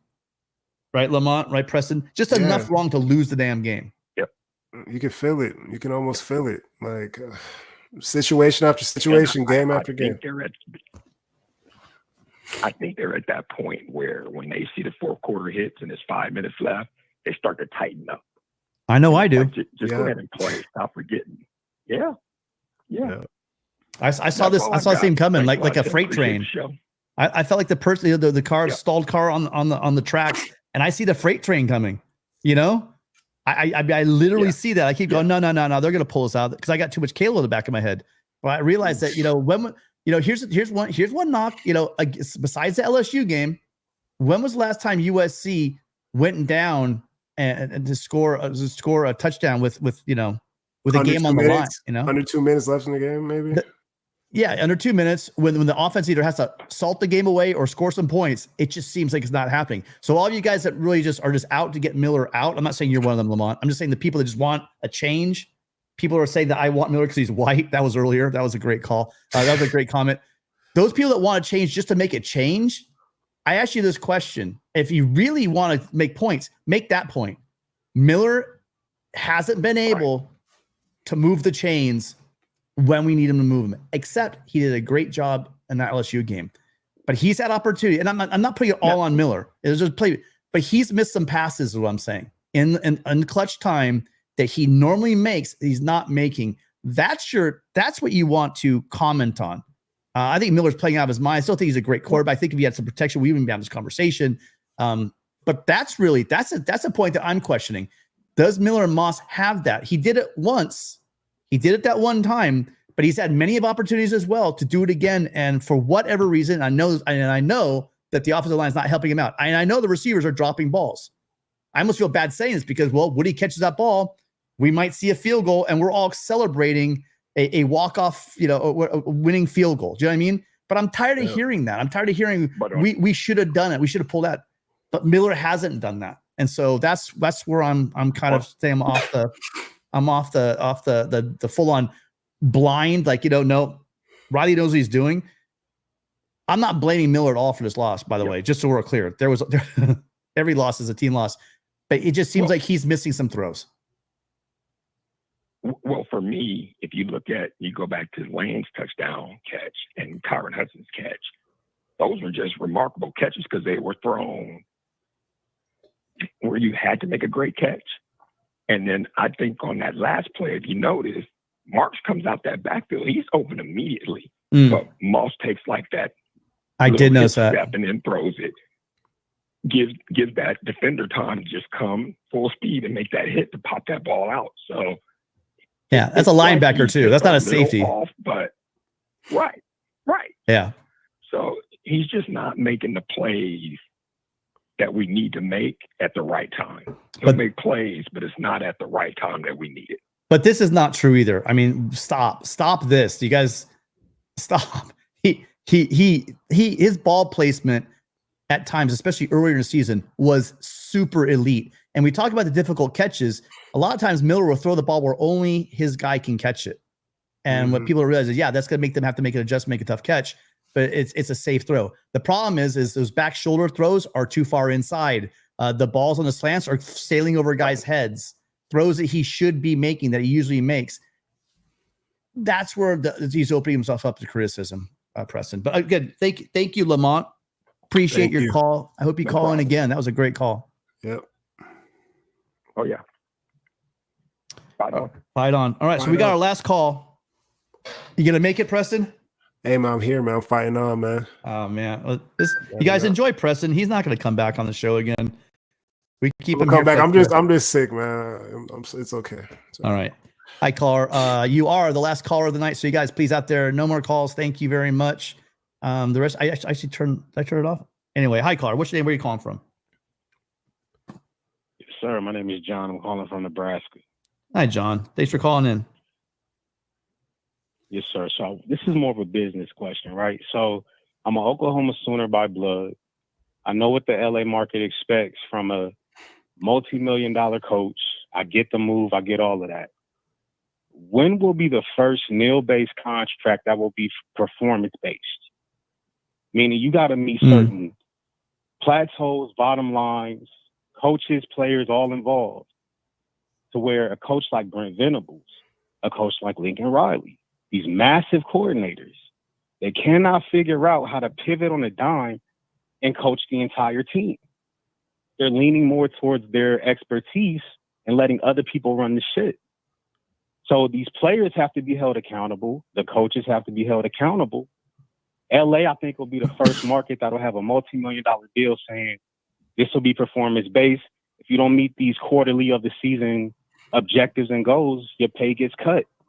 You get cut from deals. How far are we away from that type of structure in the name, image, and likeness system? I think, well, Preston, I want to hear your thoughts on it, but I think that we're not going to have that, because as long as you have a school that's willing to pay them without those barriers, meaning saying, why are you going to go there for all that? We'll just give you the money. Come here. We got deep pockets. You got schools, I'm not going to name any, Oregon, that are paying people over like what they're worth, Oregon, who have the money and the deep pockets, Oregon, that they can do that. They don't have the coaches, right? They don't have, but they do have the money, and they do have the structure, and they do have Phil Knight, and they have a great thing rolling up there. I don't think they have the greatest coaches, you know. I mean, Todd Bates, right? He usually pulls in pass rushers left. You know, you should be getting defensive linemen just by rolling him out there. Do you know what I mean? And but it's not that world anymore. It's not that world. And as long as you have schools that are willing to pay more money than the NFL development, and the kids don't think about their big time future, you're going to have this situation. And if you're telling your son, or if you're going to a school and school A is going to say, we're going to pay you $300,000, and then if you rush for 1,000 yards, we'll give you a $30,000 bonus, and if you catch 20 balls for 300 yards, we'll give you an additional $6,000 bonus, and they make it incentive-related. And then their school says, we'll just give you $500,000. Don't worry about all that stuff. Just show up. We'll write you a check. What school are you going to? Yeah, that's exactly how it will happen. But if that player's not developing, if they're not performing, can't that be a negative effect on that brand recognition from that contract? But that has nothing to do with NIL. That's what I keep hoping for. Is like, I look at Eric Henderson, right? Where, USC might get beaten out by, a school. Like we lost out to Mateo. I don't know. It didn't seem like Mateo Uyunglele was ever coming to USC, to be honest with you. But let's just use him as an example. Let's say he wanted to come to USC, but then Oregon. I don't should need names because I'm doing hypotheticals about a real person. So you have a player that USC wants really bad. We wanted him really bad, but he goes up to Oregon. When he went, by the way, I get it, because our defense was a mess, and there's no reason. But there are kids that are going to go up just for the money. Well, if you have a coach like Eric Henderson, I'm hoping that alone. So let's say we can't match the $500,000 they're going to pay, let's say, a defensive tackle, or $700,000 they're going to pay a defensive tackle, right? But we say, hey, look, $700,000. Don't you want to be a first-round draft pick? Eric's going to get you there. Coach Henne is going to make this happen for you. Look at here's what we could do for you. I just don't think enough people that they hear that you're not going to give, whatever's going on. They're not listening to NFL development, because that's where the real money is. Forget your first contract. Your second contract at NFL, this NIL money is like pocket change you'd find in the back of the sofa. Do you know what I mean? But it's not getting that far. I don't know if these families or beyond the families now, it's whoever the agents are, right? that are steering these kids to certain schools, Preston. I'd love to hear your thoughts, Preston. Yeah, it's too much tunnel vision. We're not looking at the broad picture of even getting the education from a university like Southern California. Well, that's all over now. They don't. Yeah, we got to look at the broad life picture. Do you want to be in the NFL? You know what I'm saying? Like 700,000, you can make millions. Like we got a coach here can get you millions. You just got to be here for 3 years, and you'll have 100 million or 50 million or whatever. So, yeah, it's something that's got to get done. It's bad. Kobe Pepe. Thank you. Improvement, There you development. go. Nah, I mean, I hear y'all, bro, and it's all have a trickle down effect, right? So eventually you'll have you under 10, 12 leagues getting paid tens of thousands of dollars to get paid little league ball. Like that eventually will be what this is. Yeah. Yeah, it's kind of a mess right now, man. You guys are hurting as much as we are. Great call again. Sometimes I think that the Oklahoma fans and who did we have? We had a caller. Where was that other call from? I mean, some of our other callers that are from around the country are really coming solid, and I appreciate all you guys. This is a USC channel, but some of you guys call in like John here and actually talk about football, and appreciate you, John. But we got to cut this thing short. We got to get out of here. We've been on a long time. I mean, the sun was out when I started. Now Y'all get better, bro. middle of the night.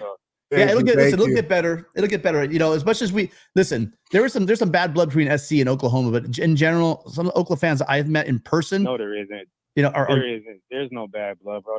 Those are the ignorant people. That's what I mean. That's the internet people. Yep. College football fans are college football fans. It was a business decision. Yeah, we're good, bro. Trust me. No, I know, John. I can tell you're one of the level-headed college football fans. But it's the internet, right? And we all have our internet people. That's what I'm trying to say. You get enough football fans together, you have normal conversations. And I appreciate callers like you from other programs that come in. And don't worry, we're both blue bloods. We're gonna be fine. We'll find our way in both. It's gonna happen. It's just gonna happen. All right. Thank you, John. Thank you for calling in. Appreciate you. Thank you. Hope to hear from you again. Thanks, man. All right, yeah. All right. So rough night, Preston. That was one rough day and rough night. Man, I take it personal, man. We haven't got a win since I've been on this channel, man. I feel bad. I feel like I'm the problem. Like this is terrible, man. It's probably again, if it was only one thing or one person that was the problem here, I would be a lot more optimistic about even this season, the way it's going to end. I don't even want to talk about predictions. I don't know you guys that talked about what's this team going to be like? Where's the energy? Where are they going to find that fire? That's what I'm looking at from the coaching staff. That's where they're going to show me if they can get guys out there. If this team folds like it did last year, then it's seriously a bad sign about what's going on as far as our coaching staff would be concerned. But look, SC falls 29-28 to Maryland in Maryland. USC is 0 for 3 on the road in Big Ten games. USC is now what 1 in 4? Is that right? 1 in 4 in conference play. Yeah. We got to be close to, if not in the cellar of the Big Ten. Very humbling for you Trojans. And you know what? At this point, you came in hand in hand on the fact that we were in every game.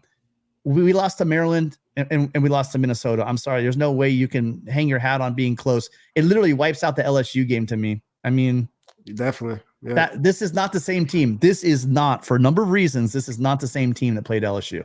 Not even close. Not at all. So appreciate all you guys that stuck around for this. We still have a little over 100. If you haven't hit like already, please hit that like, subscribe button. Appreciate everyone being here. Another rough loss. Preston, any final words before you get out of here?